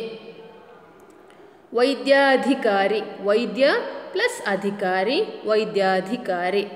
ಶಿವಾವಾಸ, ಶಿವ ಪ್ಲಸ್ ಆವಾಸ, ಶಿವಾವಾಸ. ಸಸ್ಯಾಳಿ, ಸಸ್ಯ ಪ್ಲಸ್ ಆಳಿ, ಸಸ್ಯಾಳಿ. ಸರ್ವಾಂಗ, ಸರ್ವ ಪ್ಲಸ್ ಅಂಗ, ಸರ್ವಾಂಗ. ಸಹಸ್ರಾಕ್ಷ, ಸಹಸ್ರ ಪ್ಲಸ್ ಅಕ್ಷ, ಸಹಸ್ರಾಕ್ಷ. ಸುಮ್ಮನಿರುವರೆ, ಸುಮ್ಮನೆ ಪ್ಲಸ್ ಇರುವರೆ, ಸುಮ್ಮನಿರುವರೆ. ಸೋಮಾರ್ಕ, ಸೋಮ ಪ್ಲಸ್ ಅರ್ಕ, ಸೋಮಾರ್ಕ. ಸೋಮಾಮೃತ, ಸೋಮ ಪ್ಲಸ್ ಅಮೃತ, ಸೋಮಾಮೃತ. ಸೋವೇರಿ, ಸೋವ ಪ್ಲಸ್ ಏರಿ, ಸೋವೇರಿ. ಸಿಂಹಾಸನ, ಸಿಂಹ ಪ್ಲಸ್ ಆಸನ, ಸಿಂಹಾಸನ. ಹಣ್ಣಿನಂಗಡಿ, ಹಣ್ಣಿನ ಪ್ಲಸ್ ಅಂಗಡಿ, ಹಣ್ಣಿನಂಗಡಿ. ಹತ್ತಾರು, ಹತ್ತು ಪ್ಲಸ್ ಆರು, ಹತ್ತಾರು. ಹಾಸ್ಯಾಸ್ಪದ, ಹಾಸ್ಯ ಪ್ಲಸ್ ಆಸ್ಪದ, ಹಾಸ್ಯಾಸ್ಪದ. ಹೊಡೆವರೈವರು, ಹೊಡೆವರು ಪ್ಲಸ್ ಐವರು, ಹೊಡೆವರೈವರು. ಹೊಳೆವುದೆಂದಿಗೆ, ಹೊಳೆವುದು ಪ್ಲಸ್ ಎಂದಿಗೆ, ಹೊಳೆವುದೆಂದಿಗೆ. ಇದು ಇಷ್ಟು ಬಿಡಿಸಿ ಬರೆಯುವುದಕ್ಕಾಗಿ ಇರುವಂಥ ಶಬ್ದಗಳು. ಎಲ್ಲ ಶಬ್ದಗಳನ್ನು ನಿಮ್ಮ ವರ್ಕ್ ಬುಕ್ಕಲ್ಲಿ ದಯವಿಟ್ಟು ಬರ್ಕೊಳ್ಬೇಕು. ವರ್ಕ್ ಬುಕ್ ಒಂದು ವೇಳೆ ಇಲ್ಲ, ನಿಮಗಿನ್ನೂ ಸಿಗಲಿಲ್ಲ ಅಂತಂದರೆ ಅಟ್ಲೀಸ್ಟ್ ಇದನ್ನು ಎಲ್ಲ ಶಬ್ದಗಳನ್ನು ನೋಟ್ಸಲ್ಲೇ ಪ್ರತ್ಯೇಕವಾದ ನೋಟ್ಸನ್ನು ತಯಾರಿಸಿ 100 ಪುಟದ ನೋಟ್ಸನ್ನು ತಯಾರಿಸಿ ಅದರಲ್ಲಿ ಅದು ಇದನ್ನು ಕಡ್ಡಾಯವಾಗಿ ಬರ್ಕೊಳ್ಬೇಕು. ಸರಿಯಲ್ಲ? ಮುಂದೆ ಸಮಾನಾರ್ಥಕಗಳು ಅಂತಿದೆ ನೋಡಿ. ಸಮಾನಾರ್ಥಕಗಳು ಏನು? ಸಮಾನಾರ್ಥಕಗಳು ಸಮಾನ, ಒಂದು ಶಬ್ದಕ್ಕೆ ಒಂದು ಶಬ್ದಾರ್ಥಕ್ಕೆ ಇರುವಂತಹ ಬೇರೆ ಬೇರೆ ಸಮಾನಾರ್ಥಕಗಳು, ಸಮಾನ ಅರ್ಥ ಕೊಡುವಂತಹ ಶಬ್ದಗಳು. ಇಲ್ಲಿ ನೋಡಿ, ಈಗ ಸಾಧಾರಣವಾಗಿ ನಾವು ಕೂಡ ಒಂದು ಶಬ್ದಕ್ಕೆ ಬೇರೆ ಬೇರೆ ಅರ್ಥವನ್ನು ಕೊಡಬಲ್ಲ, ಬೇರೆ ಬೇರೆ ಒಂದೇ ಅರ್ಥವನ್ನು ಕೊಡಬಲ್ಲ ಬೇರೆ ಬೇರೆ ಶಬ್ದಗಳನ್ನು ಬಳಸಿಕೊಳ್ಳುತ್ತೇವೆ. ಅರ್ಥ ಒಂದೇ, ಯಾವ ಶಬ್ದಗಳನ್ನು ಬಳಸಿದರೂ ಅರ್ಥ ಒಂದೇ, ಬೇರೆ ಬೇರೆ ಶಬ್ದಗಳಾಗಿರ್ತದೆ. ಆಯಿತಾ? ಅಗ್ನಿಗೆ ಕೆಲವರು ಬೆಂಕಿ ಅಂತ ಹೇಳ್ತಾರೆ, ಕೆಲವರು ಜ್ವಾಲೆ ಅಂತ ಹೇಳ್ತಾರೆ. ಅದೆಲ್ಲವೂ ಅರ್ಥ ಒಂದೇ, ಹೌದಲ್ಲ? ಹಾಗಾಗಿ ಇದನ್ನು ಈ ಥರದ ಶಬ್ದಗಳನ್ನು ಒಂದೇ ಅರ್ಥವನ್ನು ಕೊಡಬಲ್ಲ ಬೇರೆ ಬೇರೆ ಶಬ್ದಗಳನ್ನು ಸಮಾನ ಅರ್ಥಕಗಳು, ಸಮಾನ ಅರ್ಥಗಳನ್ನು ಕೊಡಬಲ್ಲ ಶಬ್ದಗಳು. ಎಕ್ಸಾಮ್ ಇದನ್ನು ಕಡ್ಡಾಯವಾಗಿ ಕೇಳ್ತಾರೆ. ಅಗ್ನಿ ಸಮಾನಾರ್ಥಕಗಳನ್ನು ಬರೀರಿ ಕೇಳ್ತಾರೆ. ಅಗ್ನಿ ಅಂತಂದರೆ ಬೆಂಕಿ ಅಂತ ನೀವು ಬರೆದ್ರೆ ತಪ್ಪು ಉತ್ತರ ಆಗ್ತದೆ. ಯಾಕೆ ಹೇಳಿ? ಇಲ್ಲಿ ನಿಮಗೆ ಹೇಳಿದ್ದು ಅಗ್ನಿ ಅಂತಂದರೆ ಬೆಂಕಿ ಅಂತ ಬರೆದ್ರೆ ಅರ್ಥ ಬರೆದ ಹಾಗಾಗ್ತದೆ. ನಿಮಗೇನು ಹೇಳಿರುವಂಥದ್ದು ಅಥವಾ ನಿಮಗೇನು ಹೇಳ್ತಾರೆ, ಸಮಾನಾರ್ಥಕಗಳನ್ನು ಬರೀರಿ ಅಂದರೆ ಅದೇ ಅರ್ಥವನ್ನು ಕೊಡಬಲ್ಲ, ಅಗ್ನಿ ಅನ್ನುವಂಥ ಅರ್ಥವನ್ನೇ ಕೊಡಬಲ್ಲ ಬೇರೆ ಬೇರೆ ಶಬ್ದಗಳನ್ನು ನೀವು ಅಲ್ಲಿ ಬರಿಬೇಕು ಅಂತ. ಅಟ್ಲೀಸ್ಟ್ ತುಂಬ ಅಲ್ಲದಿದ್ದರೂ ಅಟ್ಲೀಸ್ಟ್ 2 ಶಬ್ದಗಳನ್ನು ಅದರಲ್ಲಿ ಬರಿಬೇಕಾಗುತ್ತದೆ. ಇದನ್ನು ಸಮಾನಾರ್ಥಕಗಳು ಅಂತ ಕೇಳ್ತಾರೆ. ಅದನ್ನು ಬಿಟ್ಟುಕೊಳ್ಬೇಕು. ನೀವು ಒಂದೇ ಶಬ್ದ ಅರ್ಥವನ್ನು ಬರೆದ್ರೆ ನಿಮಗೆ ಅರ್ಥವನ್ನು ಬರೀರಿ ಅಂತಲೇ ಕೊಡ್ಬೋದಲ್ಲ, ಹೌದಲ್ಲ? ಹಾಗಾಗಿ ಇಲ್ಲಿ ಕೊಡುವಂಥದ್ದು ಸಮಾನಾರ್ಥಕಗಳು. ಹಾಗಾಗಿ ಇದನ್ನು ಸರಿಯಾಗಿ ನೆನ್ಪಿಟ್ಟುಕೊಳ್ಳಿ. ಮುಂದೆ ನೋಡಿ, ಶಬ್ದಗಳನ್ನು ನೋಡ್ತಾ ಹೋಗುವ, ನಿಮಗೆ ಅರ್ಥ ಆಗ್ತದೆ. ಅಗ್ನಿ, ಅಗ್ನಿಗೆ ಬೇರೆ ಏನು ಹೆಸರು ಹೇಳ್ತಾರೆ? ಬೆಂಕಿ ಅಂತ ಹೇಳ್ತಾರೆ, ಅನಲ ಅಂತ ಹೇಳ್ತಾರೆ, ಬಡಬಾಗ್ನಿ ಅಂತ ಹೇಳ್ತಾರೆ, ಜ್ವಾಲೆ ಅಂತ ಹೇಳ್ತಾರೆ. ಹೌದಾ? ಇದಿಷ್ಟು ಶಬ್ದಾರ್ಥಗಳನ್ನು ನೀವು ಬರೀಬೇಕು. ಅಟ್ಲೀಸ್ಟ್ ಬೆಂಕಿಂತನೋ ಜ್ವಾಲೆ ಅಂತನೋ 2 ಅರ್ಥಗಳನ್ನಾದರೂ ಬರಿಬೇಕು. ಬೆಂಕಿಂತ ಮಾತ್ರ ನೀವು ಬರೆದ್ರೆ ತಪ್ಪಾಗುತ್ತದೆ. ಬೆಂಕಿ ನಾನು ಒಂದು ಶಬ್ದವನ್ನು ಬರೆದೆ, ನನಗೆ ಅರ್ಧ ಮಾರ್ಕು ಇಲ್ಲ, ಇದಕ್ಕೆ 1 ಮಾರ್ಕ್ ಇತ್ತು ಸಾಧಾರಣವಾಗಿ, ಒಂದು ಅರ್ಧ ಮಾರ್ಕು ಇಲ್ಲ, ಅದು ಕಂಪ್ಲೀಟ್ ಅಲ್ವೇ ಅಲ್ಲ, ಆನ್ಸರೇ ರಾಂಗ್. ನೀವು ಅರ್ಥವನ್ನು ಬರೆದದ್ದು, ನಿಮ್ಮಲ್ಲಿ ಕೇಳಿರುವಂಥದ್ದು ಸಮಾನಾರ್ಥಕಗಳನ್ನು ಬರೀಲಿಕ್ಕೆ, ಸರಿಯಲ್ಲ? ಹಾಗಾಗಿ ಒಂದಕ್ಕಿಂತ ಹೆಚ್ಚು ಶಬ್ದಗಳನ್ನು, ಕಡಿಮೆ ಅಂತಂದರೆ 2 ಶಬ್ದಗಳನ್ನಾದರೂ ಬರೀಲೇಬೇಕು, ಆಗ ಅದು ಸಮಾನಾರ್ಥಕ ಕಂಪ್ಲೀಟ್ ಆಗ್ತದೆ. ಆಯಿತಾ? ಹಾಗಾಗಿ ಅಗ್ನಿಗೇನು ಬರಿಬೋದು? ಬೆಂಕಿ. ನೀವು ಇದನ್ನು ನಾನು ಹೇಳಿದ್ದನ್ನೇ ಫೈನಲ್ ಮಾಡಬೇಕಾಗಿಲ್ಲ. ಡಿಕ್ಷನರಿ ನೋಡಿ, ನೀವು ಅಗ್ನಿಗೆ ಬೇರೆ ಏನು ಶಬ್ದಗಳಲ್ಲೆಲ್ಲ ಹೇಳ್ತಾರೆ, ಬೇರೆ ಏನು ಶಬ್ದದ ಬಳಕೆ ಇದೆ, ಅದನ್ನು ಹುಡುಕಿಯೂ ಕೂಡ ಕೆಲಸವನ್ನು ಮಾಡ್ಬೋದು, ನಿಮ್ಮ ವರ್ಕನ್ನು ನೀವು ಮಾಡ್ಬೋದು. ನಾನು ಕೆಲವು ಶಬ್ದಗಳನ್ನು ಹೇಳ್ತಾ ಹೋಗ್ತೇನೆ, ಇನ್ನುಳಿದದ್ದನ್ನು ನೀವು ಮಾಡ್ಬೋದು. ಅಗ್ನಿ, ಬೆಂಕಿ, ಅನಲ, ಬಡಬಾಗ್ನಿ, ಜ್ವಾಲೆ. ಆಯಿತಾ? ನೆಕ್ಸ್ಟ್ ಅಣ್ಣ, ಅಣ್ಣ ಅಂತಂದರೆ ಅಗ್ರಜ, ದೊಡ್ಡವ, ಹಿರಿಯವ, ಹೌದಲ್ಲ, ಅಗ್ರಜ, ಹಿರಿಯವ, ಸಹೋದರ, ಮೂರು ಅರ್ಥವನ್ನು ಕೊಡ್ಬೋದು. ಮೂರನೇದು ಅರಸ. ಅರಸ ಅಂತಂದರೆ ಅರಸನಿಗೇನು ಕರೀತಾರೆ? ರಾಜ ಅಂತ ಕರೀತಾರೆ, ಹೌದಾ. ನೃಪ ಅಂತ ಕರೀತಾರೆ, ರಾಯ ಅಂತ ಕರೀತಾರೆ, ದೊರೆ ಅಂತ ಕರೀತಾರೆ. ಇಷ್ಟು ಶಬ್ದಗಳನ್ನು ರಾಜ, ನೃಪ, ರಾಯ, ದೊರೆ, ಇದೆಲ್ಲ ಎಲ್ಲ ಯಾವ ಶಬ್ದಗಳನ್ನು ತಗೊಂಡ್ರು ಅರ್ಥ ಒಂದೇ, ಅರಸ ಅಂತಲೇ ಅರ್ಥ ಸಿಗ್ತದೆ, ಹೌದಲ್ಲ. ಈ ಥರದ ಅರ್ಥಗಳನ್ನು ಬರೀಬೇಕಾಗ್ತದೆ. ನೆಕ್ಸ್ಟ್ ಅಲಗು. ಅಲಗು ಅಂತಂದ್ರೆ ಏನು? ಕತ್ತಿ ಅಂತ ಅರ್ಥ. ಕತ್ತಿಗಿನ್ನು ಬೇರೆ ಹೆಸರುಗಳೇನು? ಖಡ್ಗ, ಹಸಿ, ಆಯಿತಾ. ಹೀಗೆ ಅಟ್ಲೀಸ್ಟ್ ತುಂಬ ಸಿಗದಿದ್ರೆ ನೀವು ಎರಡಾದರೂ ಬರಿಬೇಕು. ಕತ್ತಿ, ಕತ್ತಿ, ಖಡ್ಗ, ಹಸಿ. ನೆಕ್ಸ್ಟ್ ಅಹಿ. ಅಹಿ ಅಂದರೆ ಅಹಿಕೇತನ, ಬರ್ತದೆ ನಿಮಗೆ ಪದ್ಯ ಭಾಗದಲ್ಲಿ ಬರ್ತದೆ ಅದು ಒಂದು ಕಡೆ. ಅಹಿಕೇತನ ಅಂದರೆ ಅಹಿ ಅಂದರೆ ಸರ್ಪ ಅಂತ ಅರ್ಥ, ಕೇತನ ಅಂದರೆ ಬಾವುಟ. ಸರ್ಪದ ಬಾವುಟವನ್ನು ಹೊಂದಿದವ ಯಾರು? ಅಹಿಕೇತನ ಅಂತ ಯಾರನ್ನು ಕರೀತಾರೆ ಅಂತ ಒಂದು ಕಡೆ ಪ್ರಶ್ನೆ ಬರ್ತದೆ, ನಿಮ್ಮ ಪಾಠದಲ್ಲೇ ಬರ್ತದೆ ಅದು.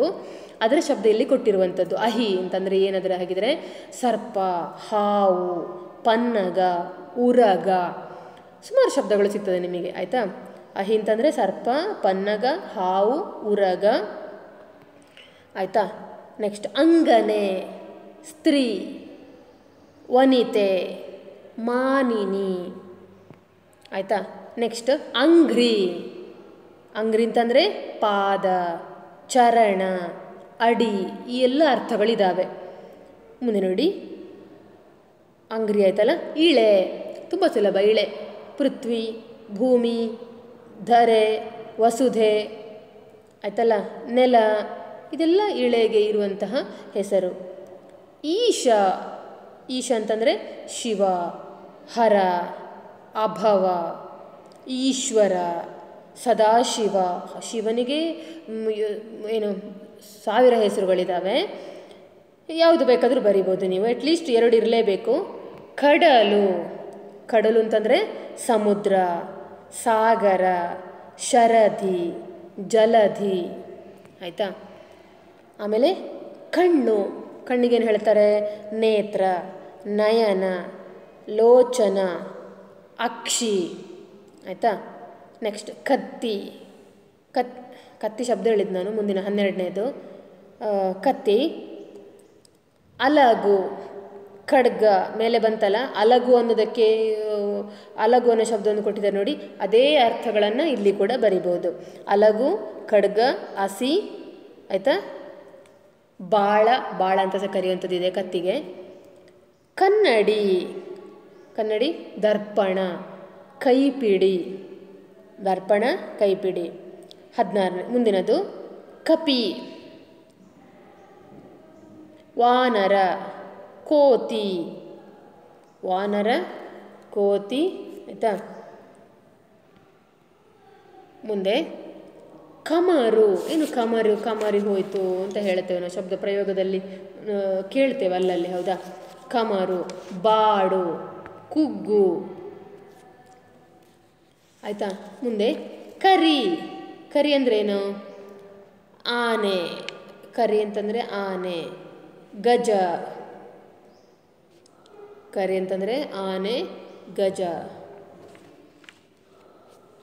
ಸಾಮಜ ಅಂದರೆ ಆನೆಗೆ ಇರುವಂತಹ ಹೆಸರದು. ಮುಂದೆ ಕಲ್ಯಾಣ. ಕಲ್ಯಾಣ ಅಂತಂದರೆ ಮಂಗಳ, ಕಲ್ಯಾಣವಾಗಲಿ ಅಂತ ಹೇಳ್ತೇವಲ್ಲ, ಅಲ್ಲಿ ಬರುವ ಶಬ್ದ ಅದು. ಅಂದರೆ ಮಂಗಳವಾಗಲಿ, ಶುಭ, ಕ್ಷೇಮ, ಮಂಗಳ, ಕ್ಷೇಮ, ಶುಭ, ಇದೆಲ್ಲ ಬರಿಬೋದು. ಮುಂದೆ ಕಾಡು. ಕಾಡು ಅಂತಂದ್ರೇನು? ಅರಣ್ಯ, ವನ, ಕಾನನ, ಅಡವಿ, ಬನ, ಕಾಂತಾರ, ಇಷ್ಟು ಶಬ್ದಗಳನ್ನು ಹೇಳಲಿಕ್ಕಾಗ್ತದೆ. ಅರಣ್ಯ, ವನ, ಕಾನನ, ಅಡವಿ, ಬನ, ಕಾಂತಾರ. ನೆಕ್ಸ್ಟ್ ಕೈ. ಕೈ ಅಂತಂದ್ರೇನು? ಹಸ್ತ, ಕರ ಅಲ್ವಾ. ನೆಕ್ಸ್ಟ್ ಖನಿ. ಖನಿ ಅಂತಂದರೆ ಸಂಪತ್ತು, ಮತ್ತೊಂದು ಗಣಿ, ಆಯಿತಾ. ನೆಕ್ಸ್ಟ್ ಗಜ. ಆಗಲೇ ಬಂತು ಕರಿ ಅಂತ, ಅಲ್ವಾ, ಅದನ್ನೇ ಹೇಳ್ಬೋದು. ಆನೆ, ಸಾಮಜ, ಕುಂಜರ, ಕರಿ. ಆಯಿತಾ. ಗಾಳಿ, ಅನಿಲ, ವಾಯು. ಗಿರವಿ, ಗಿರವಿ ಅಂತಂದರೆ ಏನರ್ಥ? ಅಡವಿಡುವುದು ಅಂತ ಹೇಳ್ತೇವಲ್ಲ, ನಾನು ಚಿನ್ನವನ್ನು ಗಿರವಿಟ್ಟೆ ಅಂತಂದರೆ ನಾನು ಅಡವಿಟ್ಟೆ ಅಂತ. ಅಡವಿಡುವುದು. ಆಧಾರ, ಒತ್ತೆ, ಒತ್ತೆ ಇಡುವುದು ಅಂತ ಸಹ ಹೇಳ್ತಾರೆ ನೋಡಿ. ಗಿರವಿಡುವುದು ಅಂತಂದರೆ ಒತ್ತೆ ಇಡುವುದು, ಸರಿಯಲ್ಲ. ಮುಂದೆ ನೋಡಿ, ಚಕ್ರ, ಚಕ್ರ ಗಾಲಿ, ಗಾಲಿ. ಇನ್ನೊಂದು ಅರ್ಥ ಶಕಟ ಅನ್ನುವ ಅರ್ಥವೂ ಕೂಡ ಇದೆ ಹೇಳ್ತಾರೆ, ಶಕಟ. ಚಿನ್ನ, ಮುಂದಿನದು ಚಿನ್ನ. ಹೊನ್ನು, ಬಂಗಾರ. ಆಯಿತಾ. ಮತ್ತು ಅದಕ್ಕೆ ಸಂಪತ್ತು ಅಂತ ಸಹ ಕರಿತೇವೆ, ವಿಶಾಲ ಅರ್ಥದಲ್ಲಿ ತೆಗೆದುಕೊಳ್ಳುವುದು ಅಂತಾದರೆ ಸಂಪತ್ತು. ಚಿನ್ನ ಅಂತಂದರೆ ಸಂಪತ್ತು. ಒಡವೆ ಅಂತ ಹೇಳ್ತೇವೆ, ಅದು ಬರಿಬೋದು ಒಡವೆ ಅಂತ. ಹೊನ್ನು, ಬಂಗಾರ, ಏನು ಒಡವೆ. ಆಯಿತಾ. ಮುಂದಿನ ಶಬ್ದ ಚಂದ್ರ, ಶಶಿ, ಸೋಮ, ಸುಧಾಂಶು, ಶಶಾಂಕ. ಇದೆಲ್ಲ ಚಂದ್ರನಿಗಿರುವ ಹೆಸರು. ಮುಂದೆ ಜಗತ್ತು, ವಿಶ್ವ, ಪ್ರಪಂಚ. ಮುಂದಿನದು ತನು. ತನು ಅಂತಂದರೆ ಶರೀರ, ದೇಹ, ಕಾಯ, ಸರಿಯಲ್ಲ. ಹೀಗೆ. ನೆಕ್ಸ್ಟ್ ತಾಯಿ, ಜನನಿ, ಮಾತೆ, ಅಮ್ಮ, ಅವ್ವ. ಅಬ್ಬೆ ಅಂತ ಕೂಡ ಕೆಲವು ಕಡೆ ಕರೀತಾರೆ, ಅಬ್ಬೆ. ಇದೆಲ್ಲ ತಾಯಿಗಿರುವ ಬೇರೆ ಬೇರೆ ಹೆಸರುಗಳು. ತುರಗ, ತುರಗ ಅಂತಂದರೆ ಕುದುರೆ, ಹಯ, ಅಶ್ವ.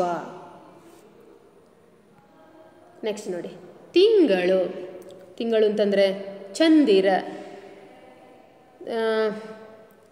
ಮತ್ತು ಬೇರೆ ಅರ್ಥದಲ್ಲಿ ಹೇಗೆ ಹೇಳ್ಬೋದು? ಚಂದಿರ, ತಿಂಗಳು ಅಂತಂದರೆ ಇಂದು, ಅಂದರೆ ಚಂದ್ರನನ್ನೇ ಕರೆಯುವಂಥದ್ದು ಇಂದಿರ, ಇಂದು. ಮತ್ತು ತಿಂಗಳು ಅಂತಂದರೆ 30 ದಿನಗಳ ಅವಧಿಗೂ ತಿಂಗಳು ಅಂತಲೇ ಕರಿತೇವೆ. 30 ದಿನಗಳ ಅವಧಿ ಒಂದು ತಿಂಗಳು, ಸರಿಯಲ್ಲ.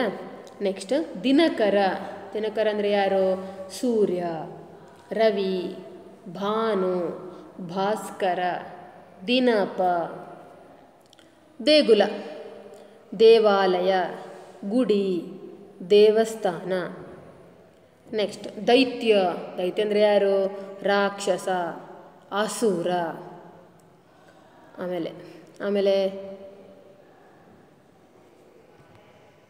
ಮತ್ತಿನ್ನೇನು, ಕೆಲವು ಶಬ್ದಗಳನ್ನು ಎಲ್ಲವನ್ನು ಹೇಳ್ತಾ ಹೋಗುವುದಿಲ್ಲ, ನೀವು ಕೆಲವು ಶಬ್ದಗಳಿಗೆ ಅರ್ಥವನ್ನು ಹುಡುಕಬೇಕಾಗ್ತದೆ. ಧನು. ಧನು ಅಂತಂದರೆ ಏನು? ಬಿಲ್ಲು. ಆಯಿತಾ. ಧನು ಅಂತಂದರೆ ಬಿಲ್ಲು. ಚಾಪ, ಚಾಪ ಅಂತ ಸಹ ಕರೆಯುವಂಥದ್ದು ಇದೆ. ನೆಕ್ಸ್ಟ್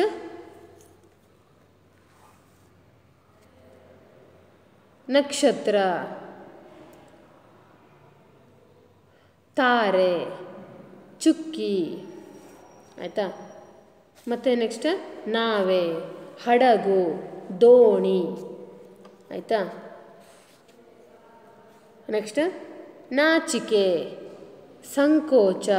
ನಾಚಿಕೆ ಅಂತಂದರೆ ಸಂಕೋಚ, ಲಜ್ಜೆ, ಸಿಗ್ಗು. ಕೆಲವು ಹಳೆಗನ್ನಡದ ಶಬ್ದದಲ್ಲಿ ಆ ಥರದ ಅರ್ಥ ಬರ್ತದೆ. ನಾಚಿಕೆ ಅಂತಂದರೆ ಸಿಗ್ಗು. ನಿಗೂಢ, ರಹಸ್ಯ, ಗುಟ್ಟಾದ. ವಿಕ್ಷಿಪ್ತ, ವಿಕ್ಷಿಪ್ತ. ನೀರು, ಉದಕ, ಸಲಿಲ, ಜಲ, ಅಂಬು. ಆಯಿತಾ. ನೆಕ್ಸ್ಟ್ ನೃಪ.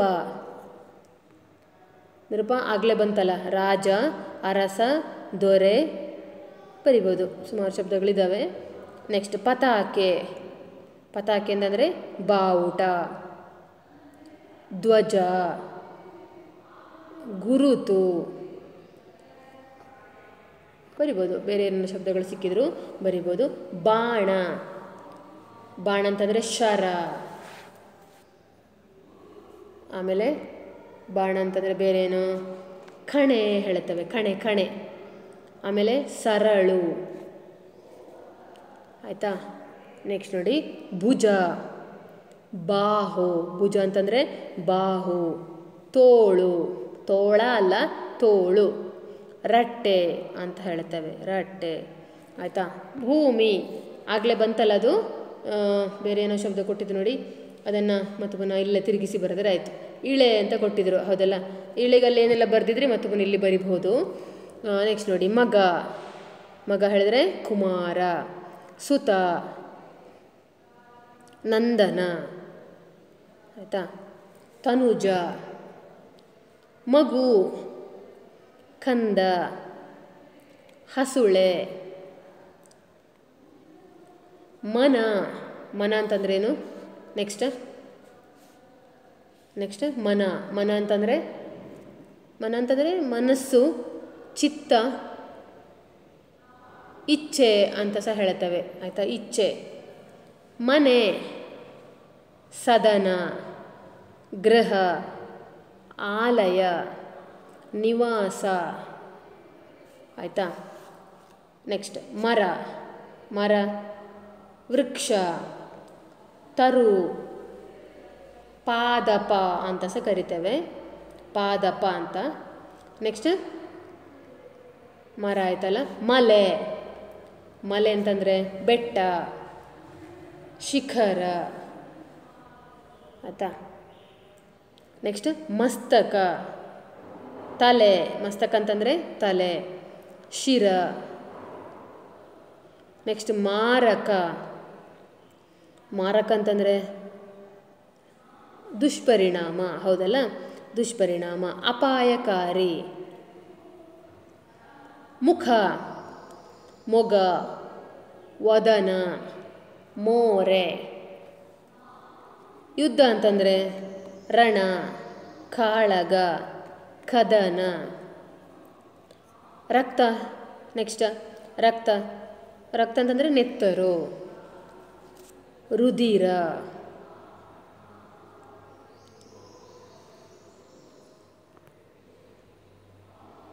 ರಾಜ, ಅದು ಈಗಾಗಲೇ 2-3 ಸಲ ಬಂತು, ಅದನ್ನೇ ಶಬ್ದವನ್ನು ತಿರುಗಿಸಿ ಕೊಡ್ತಾರೆ, ನೀವು ಅದನ್ನು ನೋಡಿಕೊಂಡು ಬರೀರಿ. ರೋಮ, ಏನದು ರೋಮ ಅಂತಂದರೆ ಕೂದಲು. ಆಯಿತಾ. ಕೇಶ ಅಂತ ಸಹ ಬರಿಬೋದು, ಕೆಲವು ಶಬ್ದಗಳಿಗೆ ತುಂಬ ಅರ್ಥಗಳು ಸಿಕ್ಕುವುದಿಲ್ಲ. ಕೂದಲು, ಕೇಶ. ಲೋಕ ಆಗಲೇ ಬಂತದ್ದು, ಅದು ಏಳೆ ಬಂದದ್ದು, ಈಗ ಇಲ್ಲಿ ಲೋಕ. ಲೋಕ, ಜಗತ್ತು, ಪ್ರಪಂಚ, ವಿಶ್ವ, ವಿಶ್ವ. ಆಯಿತಾ. ಲೋಚನ, ಕಣ್ಣು, ನಯನ, ನೇತ್ರ, ಅಕ್ಷಿ. ವಾರಿಧಿ, ಇದು ಕೂಡ ಮತ್ತೊಂದು ಸಲ ಬಂತು, ಆಗ ಕಡಲು ಅಂತ ಬಂತು, ಆಗ ಅಲ್ಲಿ ವಾರಿಧಿ ಅಂತ ಅರ್ಥ ಬರೀತು, ಇಲ್ಲಿ ಪುನಃ ತಿರುಗಿಸಿ ಬರೆದ್ರೆ ಆಯಿತು. ವಾರಿಧಿ ಅಂತಂದರೆ ಕಡಲು, ಸಾಗರ, ಶರಧಿ, ಇದೆಲ್ಲ ಬರಿಬೋದು. ನೆಕ್ಸ್ಟ್ ವಿಭು, ತುಂಬ ಸಲ ಕೊಟ್ಟರು ನೋಡಿ, ಮತ್ತೆ ಮತ್ತೆ ರಿಪಿಟೇಷನ್ ಇದೆ ಶಬ್ದದಲ್ಲಿ. ರಾಜ, ವಿಭು ಅಂತಂದರೆ ರಾಜ, ದೊರೆ, ಅರಸ, ಪ್ರಭು, ಇದೆಲ್ಲ ಬರಿಬೋದು. ಶರೀರ, ಕಾಯ, ದೇಹ, ಒಡಲು, ತನು. ಆಯಿತಾ. ನೆಕ್ಸ್ಟ್ ಸಾವು, ಸಾವು ಅಂತಂದರೆ ಮಡಿ, ನಿಧನ, ಮರಣ. ಹಣೆ,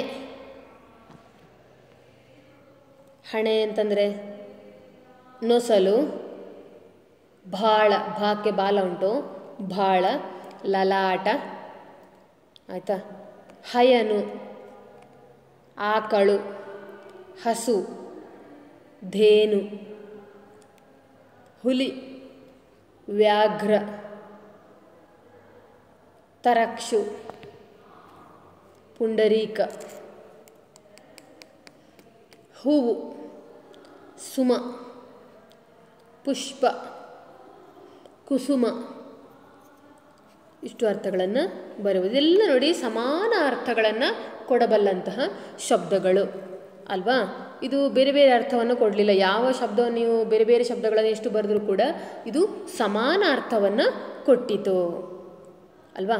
ಇನ್ನೀಗ ಮುಂದಕ್ಕೆ ನಾವು ನೋಡಲಿಕ್ಕಿರುವಂಥದ್ದು ನಾನಾರ್ಥಕಗಳು. ನಾನಾ ಅರ್ಥಗಳು ಅಂತ ಕೊಡ್ತಾರೆ ನೋಡಿ. ಇಲ್ಲಿ ನಾನಾ ಅರ್ಥ ತುಂಬ ಇಂಪಾರ್ಟೆಂಟ್. ಮತ್ತೊಂದು ಸೆಕೆಂಡರಿಗೆ ನಿಮಗೆ ಇದೇ ಸಮಾನಾರ್ಥಕ ಇದೇ ನಾನಾರ್ಥಗಳು ಪುನಃ ಮತ್ತೊಂದು ಸಲ ಕೇಳ್ತಾರೆ. ಇದು ಕೂಡ ತುಂಬ ಇಂಪಾರ್ಟೆಂಟ್, ಎಕ್ಸಾಮಿಗೆಲ್ಲ ಕೇಳ್ತಾರೆ ಇದನ್ನು. ನಾನಾ ಅರ್ಥಗಳು ಅಂತ ಹೇಳಿದರೆ ಏನು? ಅಲ್ಲಿ ಸಮಾನಾರ್ಥಗಳು ನೋಡಿದಿರಿ ನೀವು, ಒಂದೇ ಅರ್ಥವನ್ನು ಕೊಡಬಲ್ಲ ಬೇರೆ ಬೇರೆ ಶಬ್ದಗಳು. ಇಲ್ಲಿ ಒಂದು ಶಬ್ದಕ್ಕೆ ಇರುವ ಬೇರೆ ಬೇರೆ ಅರ್ಥಗಳು.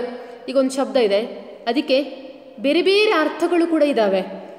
ಆಯಾ ಸಂದರ್ಭಾನುಸಾರವಾಗಿ ನಾವು ಆ ಶಬ್ದಗಳನ್ನು ಬರೀತಾ ಹೋಗ್ತೇವೆ. ಆಯಿತಾ? ಈಗ ನೋಡಿ, ಫಾರ್ ಎಕ್ಸಾಂಪಲ್ ಅರಿ ಅಂತಂದರೆ ಅವ ಶತ್ರುಗಳನ್ನು ಅರಿದನು ಅಂದರೆ ಕತ್ತರಿಸಿದನು, ಶತ್ರುಗಳನ್ನು ಅವ ಕತ್ತರಿಸಿ ಹಾಕಿದನು. ಅರಿದನ್ ಅಂದರೆ ಕತ್ತರಿಸಿ ಹಾಕಿದನು ಅಂತ ಅರ್ಥ. ಅಲ್ಲಿ ಅರಿ ಅಂತಂದರೆ ಕತ್ತರಿಸುವ ಅನ್ನುವಂತಹ ಅರ್ಥ ಬರ್ತದೆ. ಇನ್ನೊಂದು ಕಡೆ ಈ ಪುಸ್ತಕವನ್ನು ಚೆನ್ನಾಗಿ ಓದಿ ಅರಿತುಕೋ ಅಂದರೆ ತಿಳಿದುಕೋ ಅನ್ನುವಂಥ ಅರ್ಥ. ಇಲ್ಲಿ ಅರಿ ಅನ್ನುವ ಶಬ್ದ ಏನು ಅರ್ಥವನ್ನು ಕೊಟ್ಟಿತು, ತಿಳಿದುಕೋ, ಪುಸ್ತಕವನ್ನು ಚೆನ್ನಾಗಿ ಓದಿ ತಿಳ್ಕೊಳ್ಬೇಕು ನಾವು ಅಂತ. ಒಂದು ಕಡೆ ಅರಿ ಅಂತಂದರೆ ಶತ್ರು ಅಂತ ಬಂತು, ಅರ್ಥ ಆಗ್ತಾ ಉಂಟಲ್ಲ. ಆಮೇಲೆ ಇನ್ನೊಂದು ಕಡೆ ಅರಿ ಅಂತಂದರೆ ತಿಳ್ಕೊಳ್ಳುವುದು, ಒಂದಷ್ಟು ವಿಷಯಗಳನ್ನು ಅರಿತುಕೊಳ್ಳುವುದು, ತಿಳ್ಕೊಳ್ಳುವ ಅನ್ನುವಂಥ ಅರ್ಥ ಬಂತು. ಇದು ಈ ಎರಡೂ ಅರ್ಥಗಳು ನೋಡಿ, ಈ ಎರಡೂ ಶಬ್ದಗಳು ಬೇರೆ ಬೇರೆ ಅರ್ಥವನ್ನು ಕೊಟ್ಟಿತು. ಇದು ನಾನಾರ್ಥ ಅಂತ ಕರಿತೇವೆ. ತುಂಬ ಸರಳ, ನೀವು ಉದಾಹರಣೆಗಳನ್ನು ನೋಡ್ತಾ ಹೋದಾಗ ನಿಮಗೆ ಮತ್ತಷ್ಟು ಸ್ಪಷ್ಟವಾಗಿ ಅರ್ಥ ಆಗುತ್ತದೆ.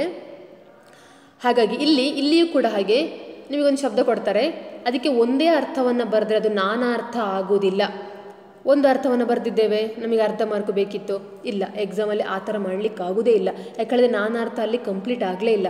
ನಾನಾರ್ಥ ಅದು ಕಂಪ್ಲೀಟ್ ಆಗಬೇಕಾದ್ರೆ ಅಟ್ಲೀಸ್ಟ್ 2 ಶಬ್ದಗಳನ್ನು ನೀವು ಬರಿಲೇಬೇಕು ಮತ್ತು ಅದು ಬೇರೆ ಬೇರೆ ಅರ್ಥವನ್ನು, ಡಿಫ್ರೆಂಟ್ ಮೀನಿಂಗನ್ನು ಕೊಡುವಂತಿರಬೇಕು. ಆಗ ನಾವು ಈಗಾಗಲೇ ನೋಡಿದ್ದು ಸಮಾನ ಅರ್ಥ, ಒಂದೇ ಥರದ ಅರ್ಥ.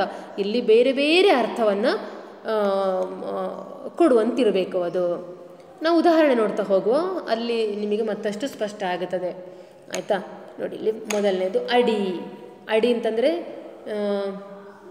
ಆಗಲೇ ಸಮಾನಾರ್ಥಕದಲ್ಲಿ ಬಂತು. ಸಮಾನಾರ್ಥಕದಲ್ಲಿ ಪಾದ, ಕೆಳಗೆ ಅಂತೆಲ್ಲ ಬರ್ದೆವು, ಹೌದಾ? ಇಲ್ಲಿ ಅದು ಸರಿಯೇ, ಒಂದು ಅರ್ಥ ಅಡಿ ಅಂತಂದರೆ ಅಡಿದಾವರಿಗಳಿಗೆ ವಂದಿಸು ಏನು ಹೇಳಿದರೆ ಪಾದಗಳಿಗೆ ವಂದಿಸುವುದು ಅಂತ ಅರ್ಥ. ಅಂದರೆ ಅಡಿ ಅಂತಂದರೆ ಪಾದ ಅಂತ ಅರ್ಥ. ಸರಿ, ಒಂದು ಅರ್ಥ ಆಯಿತು. ಇನ್ನೊಂದು ಅರ್ಥ ಅಡಿ ಅಂತಂದರೆ ನೀನು ಎಷ್ಟು ಅಡಿ ಉದ್ದ ಇದ್ದಿ ಅಂತ ಕೇಳಿದ್ರೆ ಏನರ್ಥ? ಅಲ್ಲಿ ಪಾದ ಅನ್ನೋ ಅರ್ಥ ಬರ್ತದಾ?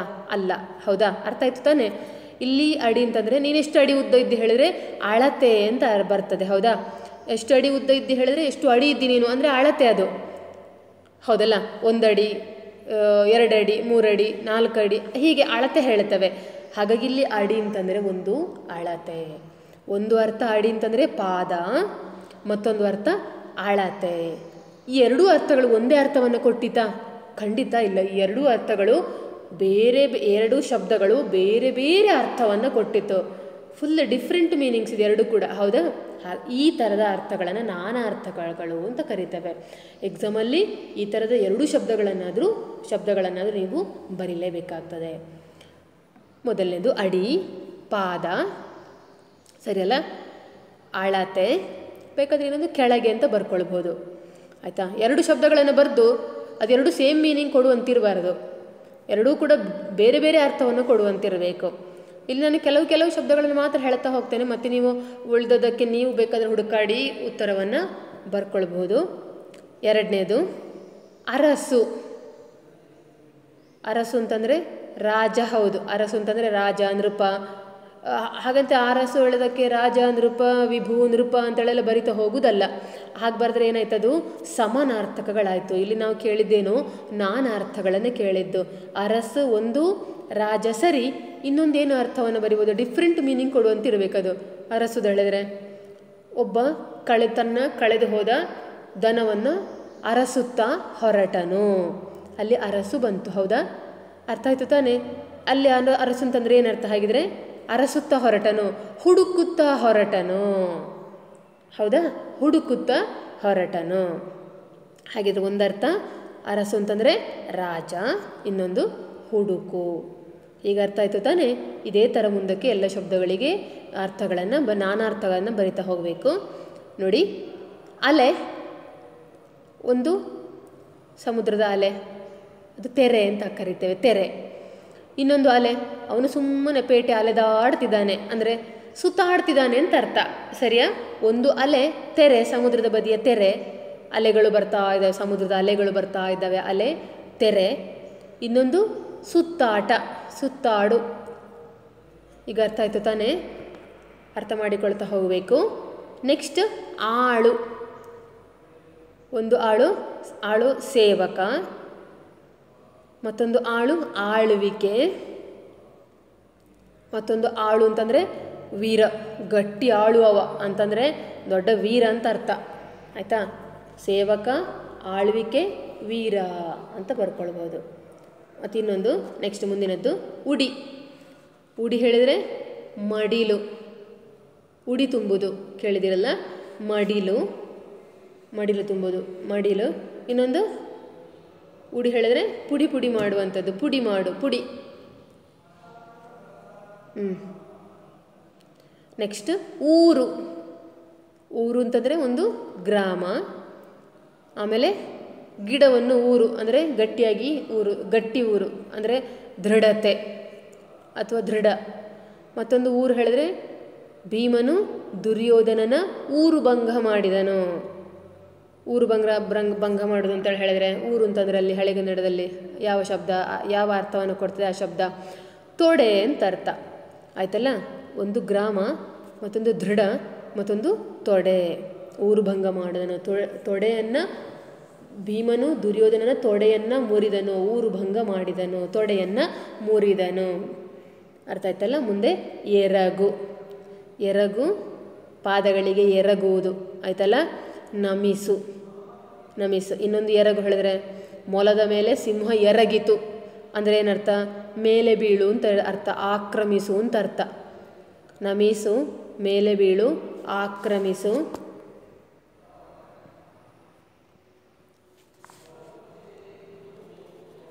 ಆಯ್ತಲ್ಲ? ಮುಂದೆ ಒರಗು. ಒರಗು, ಒರಗು ವಿಶ್ರಾಂತಿ ತೆಗೆದುಕೊಳ್ಳುವುದು. ಒರಗು ಹೇಳಿದ್ರೆ ಒಂದು ಮಲಗು, ಮತ್ತೊಂದು ಅವ ಒರಗಿದನ್ ಅಂದರೆ ನಿಧಾನಕ್ಕೆ, ಒರಗಿದನ್ ಅಂದರೆ ನಿಧಾನಕ್ಕೆ ಅವ ಸತ್ತು ಹೋದ ಅಂತ ಅರ್ಥ, ಕಣ್ಣು ಮುಚ್ಚಿದ ಅಂತ ಅರ್ಥ. ಸಾಯು, ಒಂದು ಮಲಗು, ಮತ್ತೊಂದು ಸಾಯು, ಒರಗು. ಮತ್ತೊಂದು ಹೊರಗು ಅಂತಂದರೆ ವಿಶ್ರಾಂತಿ ತೆಗೆದುಕೊಳ್ಳುವುದು ಕೂಡ ಇದೆ, ವಿಶ್ರಾಂತಿ ತೆಗೆದುಕೊಳ್ಳು. ಹಾಗೆ ಬೇಕಾದರೆ ಅರ್ಥವನ್ನು ಬರ್ಕೊಳ್ಬೋದು. ಮುಂದೆ ನೋಡಿ, ಹೊರಗು ಆಯ್ತಲ್ಲ. ಕರ.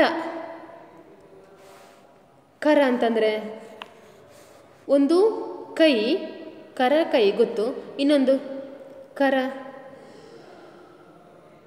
ಕರ ವಿಧಿಸು ಕೇಳಿದರೆ, ಕರ ವಿಧಿಸುವುದು. ತೆರಿಗೆ, ಟ್ಯಾಕ್ಸ್ ಹಾಕೋದು, ತೆರಿಗೆ. ಒಂದು ಅರ್ಥ ಆಗಿದರೆ ಕೈ, ಮತ್ತೊಂದು ಇನ್ನೊಂದು ತೆರಿಗೆ. ನೆಕ್ಸ್ಟ್ ಕರೆ, ಆಹ್ವಾನ, ಕೂಗು. ಕರೆ ಅಂದರೆ ಕರೆಯುವುದು. ಮತ್ತೊಂದು ಹಾಲು ಹಿಂಡುವುದು, ಹಾಲು ಕರೆ, ಹಾಲು ಹಿಂಡುವುದು. ನೆಕ್ಸ್ಟ್ ಕರ್ಣ. ಕರ್ಣ ಅಂದರೆ ಕಿವಿ, ಆಯಿತಾ? ಮತ್ತೊಂದು ನಾಮಪದವಾಗಿ ಬಳಸ್ತೀರಿ ಅಂತಂದರೆ ಕರ್ಣ ಯಾರದು? ರಾಧೇಯ, ರಾಧೆಯ ಮಗ, ರಾಧೇಯ. ಕರ್ಣ, ಮಹಾಭಾರತದ ಕರ್ಣ, ಆಯಿತಾ? ನೆಕ್ಸ್ಟ್ ಕಲ್ಯಾಣ. ಕಲ್ಯಾಣ ಹೇಳಿದರೆ ಒಂದು ಕ್ಷೇಮ, ಆಗಲೇ ಅರ್ಥದಲ್ಲಿ ನೋಡಿದ್ದೇವೆ, ಸಮಾನಾರ್ಥಕದಲ್ಲಿ ನೋಡಿದ್ದೇವೆ. ಕಲ್ಯಾಣ ಒಂದು ಕ್ಷೇಮ, ಇನ್ನೊಂದು ಮಂಗಳ, ಮತ್ತೊಂದು ಕಲ್ಯಾಣ ಅಂತ ಹೇಳಿದರೆ ಮದುವೆ ಅನ್ನುವಂಥ ಅರ್ಥ. ಮದುವೆ, ಕಲ್ಯಾಣ, ಕ್ಷೇಮ, ಮಂಗಳ, ಮದುವೆ. ಕಾಡು, ಆಗಲೇ ಆ ಸಮಾನಾರ್ಥಕದಲ್ಲಿ ನೋಡಿದೆವು ನಾವು, ಹೌದಲ್ಲ? ಕಾಡು ಅಂತಂದರೆ ಅರಣ್ಯ, ಬನ, ವನ, ಅಡವಿ ಅಂತೆಲ್ಲ, ಅದೆಲ್ಲ ಸಮಾನಾರ್ಥಕ ಆಯಿತು. ಇಲ್ಲಿಗ ಕಾಡು ನಾನಾರ್ಥ ಶಬ್ದಕ್ಕೆ ಕೊಟ್ಟಿದ್ದಾರೆ ನೋಡಿ. ಒಂದು ಅರಣ್ಯ, ಸರಿ, ಒಂದು ಅರಣ್ಯ, ಮತ್ತಿನ್ನೊಂದು ಕಾಡು. ಏನು ಬರಿಬೋದು? ಮಕ್ಕಳು ಅಪ್ಪ ಅಮ್ಮಂದಿರನ್ನು ತುಂಬ ಕಾಡುತ್ತಾರೆ ಅಂದರೆ ಏನರ್ಥ?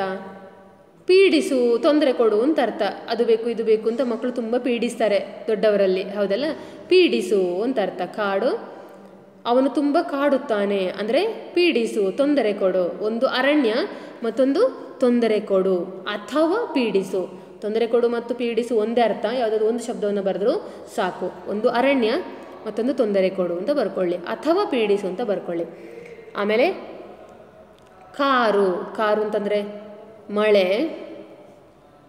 ಮತ್ತೊಂದು ಕಾರುಗತ್ತಲು ಕತ್ತಲೆ, ಇನ್ನೊಂದು ಹೊರಹಾಕು, ಸರಿಯಲ್ಲ. ನೆಕ್ಸ್ಟ್ ಕಾಲ, ಕಾಲ ಸಮಯ, ಮತ್ತೊಂದು ಯಮ, ಇನ್ನೊಂದು ಕಾಲು ಶರೀರದ ಅಂಗ, ಕಾಲು ನಮ್ಮ ಕಾಲು ಉಂಟಲ್ಲ ಅದು ಒಂದು ಶರೀರದ ಅಂಗ, ಮತ್ತೊಂದು ಕಾಲು ಹೇಳಿದ್ರೆ 4ನೇ ಒಂದು ಭಾಗ, ಕಾಲು, ಕಾಲು ಮುಕ್ಕಾಲು ಅರ್ಧ 4ನೇ ಒಂದು ಭಾಗ, ಸರಿಯಲ್ಲ. ಮತ್ತೊಂದು ಕುಡಿ, ನೆಕ್ಸ್ಟ್ ಮುಂದಿನದ್ದು ಕುಡಿ, ಕುಡಿ ಚಿಗುರು, ಕುಡಿ ಸೇವಿಸು, ಕೂಡಿ, ಕೂಡಿ ಅಂದರೆ ಸೇರಿಸು, ಕೂಡಿಸುವುದು, ಕೂಡಿಸು ಲೆಕ್ಕ, ಸರಿಯಲ್ಲ. ಕೂಡಿ ಸೇರಿಸು, ಕುಳಿತುಕೊಳ್ಳಿ, ಕೂಡಿ ಬನ್ನಿ ಕೂಡಿ ಕುಳಿತುಕೊಳ್ಳು. ನೆಕ್ಸ್ಟ್ ಶಬ್ದ ಮುಂದಿನದ್ದು ಕೊಬ್ಬು, ಕೊಬ್ಬು ಅಂತ ಹೇಳಿದ್ರೆ ಅವಳಿಗೆ ಭಾರಿ ಕೊಬ್ಬು ಅಥವಾ ಅವನಿಗೆ ಭಾರಿ ಕೊಬ್ಬು ಹೇಳುತ್ತೆ, ಹೌದಾ. ಅಹಂಕಾರ ಅದೊಂದು, ಮತ್ತು ಶರೀರದಲ್ಲಿ ಸೇರಿರುವ ಕೊಬ್ಬು ಏನದು, ಬೊಜ್ಜು, ಸರಿಯಾ. ನೆಕ್ಸ್ಟ್ ಶಬ್ದ ಗತಿ, ಗತಿ ಏನು, ಚಲನೆ, ಇನ್ನೊಂದು ಸದ್ಗತಿ ಮೋಕ್ಷ. ಗತಿ ಅಂತಂದರೆ ಒಂದು ಚಲನೆ, ಮತ್ತೊಂದು ಮೋಕ್ಷ. ಗಾಬರಿ ಭಯ, ಭಯ ಅಂಜಿಕೆ, ಅದಕ್ಕೆ ಬೇರೇನು ವಿಶೇಷವಾದ ಅರ್ಥ ಸಿಕ್ಕುವುದಿಲ್ಲ, ಅಷ್ಟೇ ಬರ್ಕೊಳ್ಬೇಕಷ್ಟೇ, ಭಯ ಅಂಜಿಕೆ. ಗುಡಿ ಬಾವುಟ, ಗುಡಿಗಟ್ಟ ಹೇಳುತ್ತೀರೆ ಒಂದು ಪದದಲ್ಲಿ ಬಂದಿದಲ್ಲ, ಗುಡಿಗಟ್ಟುವುದಂದರೆ ಬಾವುಟಗಳನ್ನು ಕಟ್ಟುವುದು. ದೇವಾಲಯ ಆಯಿತಾ. ಇನ್ನೊಂದು ಗುರು, ಗುರು ಅಂತಂದರೆ ಒಬ್ಬ ಶಿಕ್ಷಕ ಅಥವಾ ಉಪಾಧ್ಯಾಯ, ಅಥವಾ ಹೇಳಿದೆ ನಾನು ಶಿಕ್ಷಕ. ಗ್ರಹ, ಒಂದು ಗುರು ಗ್ರಹ, ಮತ್ತೊಂದು ಗುರು ಅಂತಂದರೆ ಹಿರಿಯವ, ಹಿರಿಯ, ಮತ್ತೊಂದು ಗುರು ವಾರ, ವಾರ ಆಯ್ತಲ್ಲ. ನೆಕ್ಸ್ಟ್ ಗಂಡ, ಗಂಡ ಅಪಾಯ, ಪೌರುಷ, ಪತಿ. ನೆಕ್ಸ್ಟ್ ಗಂಡ, ಗಂಡ ಆಯಿತು. ಇನ್ನು ನೆಕ್ಸ್ಟ್ ಗುಂಡಿ, ಗಂಡ ಗುಂಡಿ ಅಲ್ವಾ. ಗುಂಡಿ, ಗುಂಡಿ ಗುಂಡಿ ಗುಂಡಿ ಗುಂಡಿ ಗುಂಡಿ ರಸ್ತೆ ಗೊತ್ತಲ್ಲ. ಕುಳಿ ಹಳ್ಳ ಆಯಿತಾ. ಇನ್ನೊಂದು ಏನು ಹೇಳ್ಬೋದು ಹೇಳಿ, ಗುಂಡಿ ಅಂತಂದರೆ ಅಂಗಿಯ ಗುಂಡಿ ಹಾಕೋ ಹೇಳ್ತೇವಲ್ಲ, ಏನದು, ಅದು ಶಬ್ದ ಮಾತ್ರ ಬೇರೆ ನಾವು ಬಳಸಲಿಕ್ಕೆ ಆಗೋದಿಲ್ಲ. ಕೆಲವು ಶಬ್ದಗಳು ಅಂತ ಆ ಥರದ್ದು ಇದೆ. ಬಟನ್, ಬಟನ್ ಹಾಕೋ ಅಂತ ಅಲ್ವಾ, ಬಟನ್ ಅಂತಲೇ ಬರ್ಕೊಳ್ಬೋದು, ಮತ್ತು ಬೇರೆ ಏನು ಹೇಳಲಿಕ್ಕೆ ಆಗೋದಿಲ್ಲ ಅಲ್ಲಿ, ಬಟನ್. ಸರಿ. ನೆಕ್ಸ್ಟ್ ಚೀಟಿ, ಚೀಟಿ ಕಾಗದದ ಚೂರು, ಚೀಟಿ ಕಾಗದದ ಚೂರು. ಇನ್ನೊಂದು ಚೀಟಿ, ಕೆಲವು ಕಡೆ ಚೀಟಿ ಅಂತಂದರೆ ಟಿಕೆಟ್ ಹೇಳ್ತಾರೆ, ಟಿಕೆಟ್, ಟಿಕೆಟ್ ಆಯಿತಾ. ಇನ್ನು ನೆಕ್ಸ್ಟ್ ಜವ, ಜವ, ಜವ ಅಂತಂದರೆ ಯಮ. ಮತ್ತೊಂದು ಜವದಿಂದ ಅಲ್ಲಿಂದ ತೆರಳಿದನು ಹೇಳಿದರೆ ವೇಗ ಅಂತ ಅರ್ಥ, ವೇಗವಾಗಿ ತೆರಳಿದನು ಅಂತ.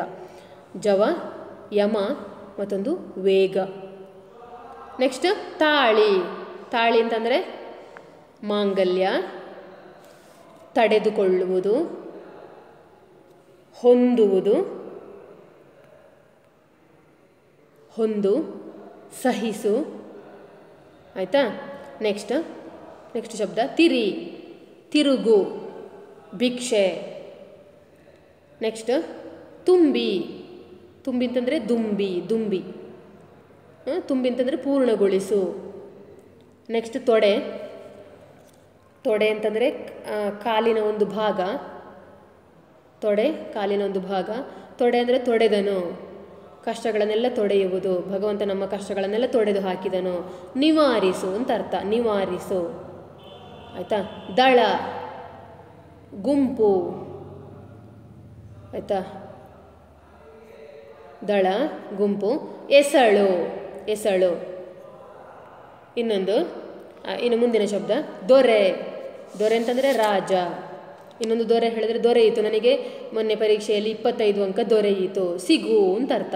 ಒಂದು ರಾಜ ಮತ್ತೊಂದು ಸಿಗು. ಮುಂದಿನದು ನಗ. ನಗ ಹೇಳಿದ್ರೆ ಸಂಪತ್ತು ಅಥವಾ ಒಡವೆ. ಮತ್ತು ಬೇರೆ ಬೇರೆ ಅರ್ಥಗಳು ಏನದು?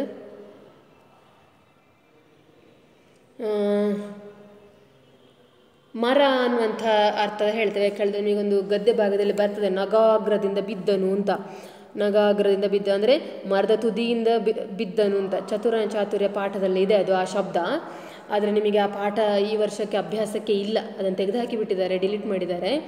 ನಗಾಗ್ರದಿಂದ ಬಿದ್ದನು ಅಂದರೆ ಮರದ ತುದಿಯಿಂದ ಬಿದ್ದನು ಅಂದರೆ ಮರ ಅನ್ನುವಂಥ ಅರ್ಥ. ಒಂದು ಒಡವೆ ಸಂಪತ್ತು, ಮತ್ತೊಂದು ಮರ. ಆಯಿತಾ? ಮತ್ತೊಂದು ಕೆಳಗಿನದ್ದು ಶಬ್ದ ಇನ್ನೊಂದು ನಡು, ಸೊಂಟ, ಮಧ್ಯ. ಆಯಿತಾ? ಮುಂದಿನದು ನರ. ನರ ನರ ಅಂತಂದರೆ ರಕ್ತನಾಳ, ಮನುಷ್ಯ. ನರ ಅಂತಂದರೆ ಮಹಾಭಾರತದಲ್ಲಿ ಯಾರನ್ನು ಕರೀತಾರೆ? ಅರ್ಜುನನನ್ನು ನರ ಅಂತ ಕರೀತಾರೆ. ನರ ಅರ್ಜುನ. ನೆರೆ. ಮುಂದಿನದು ನೆರೆ. ನೆರೆ ಅಂತಂದರೆ ಪ್ರವಾಹ. ಸೇರು, ಪಕ್ಕ, ಅಕ್ಕಪಕ್ಕ ಅಂತ ಬರ್ಕೊಳ್ಬೋದು ಬೇಕಾದರೆ. ನೆರೆ ಕರೆಯವರು, ನೆರೆ ಪಕ್ಕದವರು, ಹತ್ತಿರದವರು ಅಂತ. ನೆರೆ ಅಂತಂದರೆ ಹತ್ತಿರ ಅಂತ ಸಹ ಬರ್ಕೊಳ್ಬೋದು. ಒಂದು ಪ್ರವಾಹ, ಮತ್ತೊಂದು ನೆರೆ ಬಂತು, ಪ್ರವಾಹ ಬಂತು, ಸರಿಯಾ? ಮತ್ತೊಂದು ಅಲ್ಲೊಂದು ಆಕ್ಸಿಡೆಂಟ್ ಆದಾಗ ಜನ ತುಂಬ ನೆರೆದರು ಅಂದರೆ ಸೇರು ಅಂತ ಅರ್ಥ, ಸೇರು. ಮತ್ತೊಂದು ಪಕ್ಕ, ಹತ್ತಿರ. ನೆಕ್ಸ್ಟ್ ಮುಂದಿನದ್ದು ನೋಡು. ನೋಡು, ವಿಚಾರಿಸು, ಪೋಷಿಸು, ಅವಲೋಕಿಸು. ಮುಂದಿನ ಶಬ್ದ ಪಡೆ. ಪಡೆ ಅಂತಂದರೆ ಗಳಿಸು. ಇನ್ನೊಂದು ಪಡೆ ಸೈನ್ಯದ ಪಡೆ, ಸೈನ್ಯ ಅಥವಾ ತಂಡ ಅಂತ ಸಹ ಬರ್ಕೊಳ್ಬೋದು ನೀವು, ತಂಡ. ಆಯಿತಾ? ಇನ್ನೊಂದು ಮುಂದಿನದ್ದು ಪತಿ, ಒಡೆಯ, ಗಂಡ. ಮುಂದೆ ಪಕ್ಷ, 15 ದಿನದ ಅವಧಿ, ರಾಜಕೀಯ ಗುಂಪು. ನೆಕ್ಸ್ಟ್ ಮುಂದಿನದ್ದು ಪಕ್ಷ ಆದಮೇಲೆ ಪಾತ್ರ. ಪಾತ್ರ ಅಂತಂದರೆ ಭಾಗವಹಿಸು. ಆಯಿತಾ? ನಟನೆ. ಪಾಶ, ಹಗ್ಗ, ವಿಷ. ಪಾಷಾಣ, ಕಲ್ಲು, ವಿಷ. ನೆಕ್ಸ್ಟ್ ಪುಂಡರೀಕ. ಪುಂಡರೀಕ ಅಂತಂದರೆ ಕೃಷ್ಣ. ಆಯಿತಾ? ಮತ್ತು ಪುಂಡರೀಕ ಅಂತಂದರೆ ಹುಲಿ. ಆಯಿತಾ? ನೆಕ್ಸ್ಟ್ ಬಗೆ, ವಿಧೇಯತೆ, ಸೀಳು, ವಿಧ, ಅಗೆ. ನೆಕ್ಸ್ಟ್ ಬಟ್ಟೆ. ಬಟ್ಟೆ, ದಾರಿ, ಬಟ್ಟೆ. ನನಗೆ ಬಟ್ಟೆ ಯಾವುದು ಅಂದರೆ ಯಾವ ವಸ್ತ್ರ ಅಂತೇಳಿ ಅರ್ಥ ಅಲ್ಲ, ಅಂದರೆ ಹಳೆಗನ್ನಡದಲ್ಲಿ ಬರುವ ಶಬ್ದ ಅದು. ಬಟ್ಟೆ ಅಂತಂದರೆ ದಾರಿ.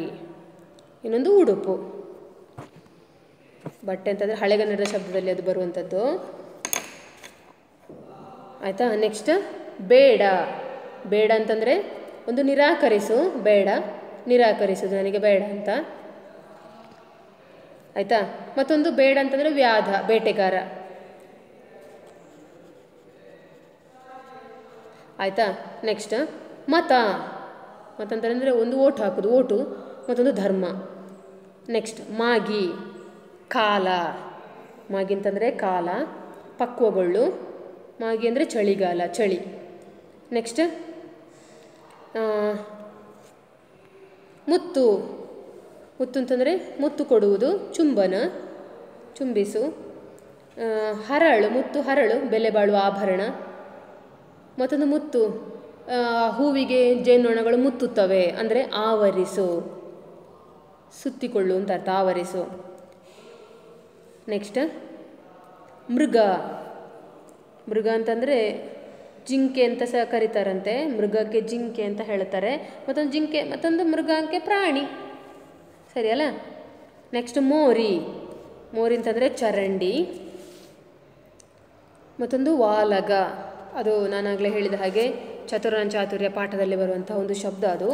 ಮೋರಿ ಊದುವವ ಅಂದರೆ ವಾಲಗವನ್ನು ಊದುವವ ಅಂತ ಅರ್ಥ, ವಾಲಗ, ಆಯಿತಾ. ನೆಕ್ಸ್ಟ್ ಮಂಡಲ.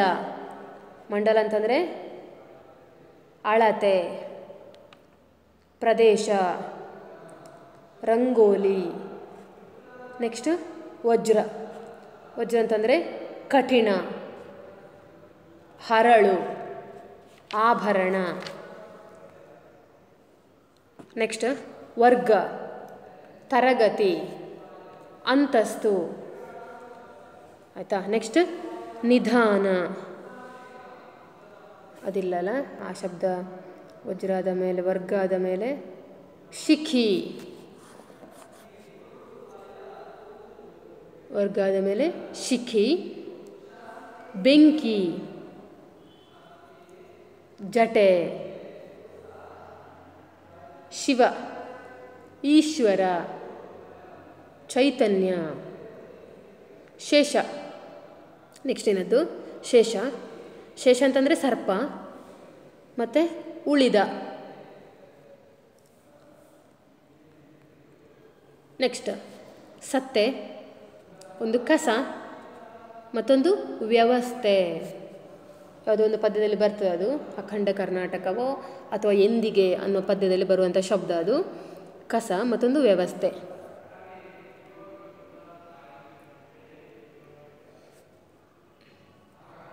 ಅದರಲ್ಲಿ ಬರುವ ಶಬ್ದ ಅಲ್ಲ, ಅಖಂಡ ಕರ್ನಾಟಕ ಮತ್ತು ಎಂದಿಗೆ ಪದ್ಯದಲ್ಲಿ ಬರುವುದಲ್ಲ. ಯಾವುದು, ಸುನಾಮಿಯ ಹಾಡು ಅನ್ನುವಂಥ ಒಂದು ಪದ್ಯ ಇದೆ, ಅದರಲ್ಲಿ ಬರುವಂಥ ಶಬ್ದ ಅದು ಸತ್ತೆ ಅಂತ, ಆಯಿತಾ. ನೆಕ್ಸ್ಟ್ ಸುಕ್ಕು, ಒಣಗಿದ, ನೆರಿಗೆ. ಸುತ್ತು. ನೆಕ್ಸ್ಟ್ ಸುತ್ತು, ತಿರುಗು, ವೃತ್ತ, ಅಲೆದಾಡು, ಆಯಿತಾ. ನೆಕ್ಸ್ಟ್ ಸುಳಿ, ನೀರಿನ ಸುಳಿ, ತಿರುಗು, ಓಡಾಡು. ನೆಕ್ಸ್ಟ್ ಸೋಮ, ಚಂದ್ರ, ಒಂದು ದಿನದ ಹೆಸರದು, ಸೋಮವಾರ ದಿನದ ಹೆಸರು, ಚಂದ್ರ ಮತ್ತೊಂದು ದಿನದ ಹೆಸರು. ಮತ್ತೊಂದು ಸೋಮರಸ ಅಂತ ಹೇಳ್ತೇವೆ, ಕೇಳಿದ್ದೀರೇನೋ ಶಬ್ದ. ಒಂದು ಪಾನೀಯ, ಅದು ಪಾನೀಯ. ದೇವತೆಗಳೆಲ್ಲ ಹಿಂದೆಲ್ಲ ಯಜ್ಞಗಳನ್ನೆಲ್ಲ ಮಾಡಿ ಆದ ಮೇಲೆ ಸೋಮರಸ ಅನ್ನುವಂಥದ್ದೊಂದೆಲ್ಲ ಕುಡಿಯುವಂಥ ಒಂದು ಪಾನೀಯವನ್ನು, ವಿಶೇಷವಾದ ಪಾನೀಯ ಅದು. ಅದನ್ನು ಕುಡಿಯುವ ಕ್ರಮಗಳೆಲ್ಲ ಇತ್ತು, ಅದು ಸೋಮರಸ ಅಂತ ಹೇಳ್ತೇವೆ, ಒಂದು ಪಾನೀಯ. ಮುಂದೆ ನೋಡಿ, ಸೇರು. ಸೇರು ಅಂತಂದರೆ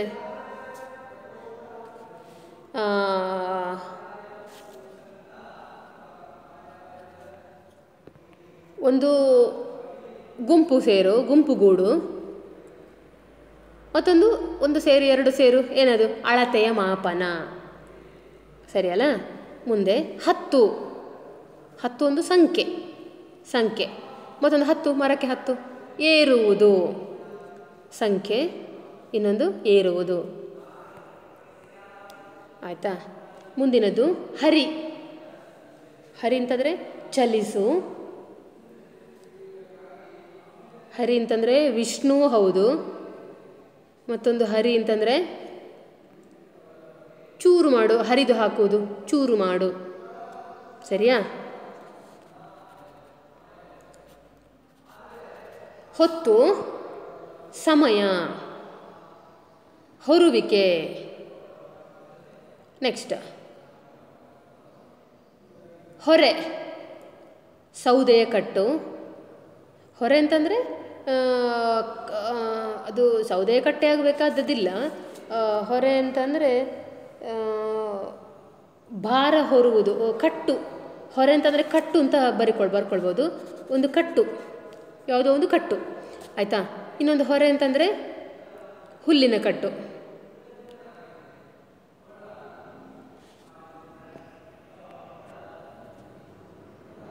ಇನ್ನೊಂದು ಹೊರೆ ಅಂತಂದರೆ ಹೊಟ್ಟೆ ಹೊರೆಯುತ್ತಿ, ಅವನ ಪಾಡಿ ಹೊಟ್ಟೆ ಹೊರ್ಕೊಳ್ತಾ ಇದ್ದಾನೆ ಅಂತಂದರೆ ಪೋಷಿಸು. ಆಯಿತಾ? ನೆಕ್ಸ್ಟ್ ಹಿಂಡು.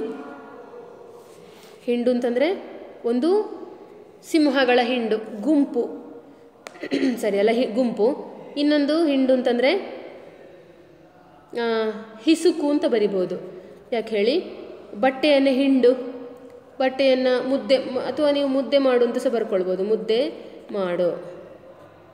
ಹಿಸುಕು, ಬಟ್ಟೆಯನ್ನು ಹಿಸುಕಿದಾಗ ನೀರೆಲ್ಲ ಇಳಿದು ಹೋಗ್ತದೆ, ಅಥವಾ ಬಟ್ಟೆಯನ್ನು ಮುದ್ದೆ ಮಾಡಿದ್ದು ಕೂಡ ಬಟ್ಟೆಯನ್ನು ಹಿಂಡುವುದು ಅಂತ ಹೇಳುತ್ತವೆ. ಹೌದಾ? ಇದಿಷ್ಟು ನೋಡಿ, ಇಷ್ಟು ಶಬ್ದಗಳನ್ನು ನೀವು ಅಭ್ಯಾಸ ಮಾಡಲೇಬೇಕು. ಅಂತಂದರೆ ಆಗ ಮಾತ್ರ ನಿಮಗೆ ನಾನಾರ್ಥ ಅಂತಂದರೆ ಏನು ಅಂತ ಅರ್ಥವಾಗುವಂಥದ್ದು. ಇದಿಷ್ಟು ಶಬ್ದಗಳ ಅರ್ಥಗಳನ್ನು ತಿಳ್ಕೊಳ್ತಾ ಹೋದರೆ ಸಾಕಾಗ್ತದೆ. ಇದನ್ನು ಕಡ್ಡಾಯವಾಗಿ ನೀವು ವರ್ಕ್ ಬುಕ್ಕಲ್ಲಿ ಬರ್ಕೊಳ್ಬೇಕು. ಮುಂದಿನ ಅಭ್ಯಾಸವನ್ನು ಮುಂದಿನ ತರಗತಿಯಲ್ಲಿ ಮಾಡೋಣ. ನಮಸ್ಕಾರ.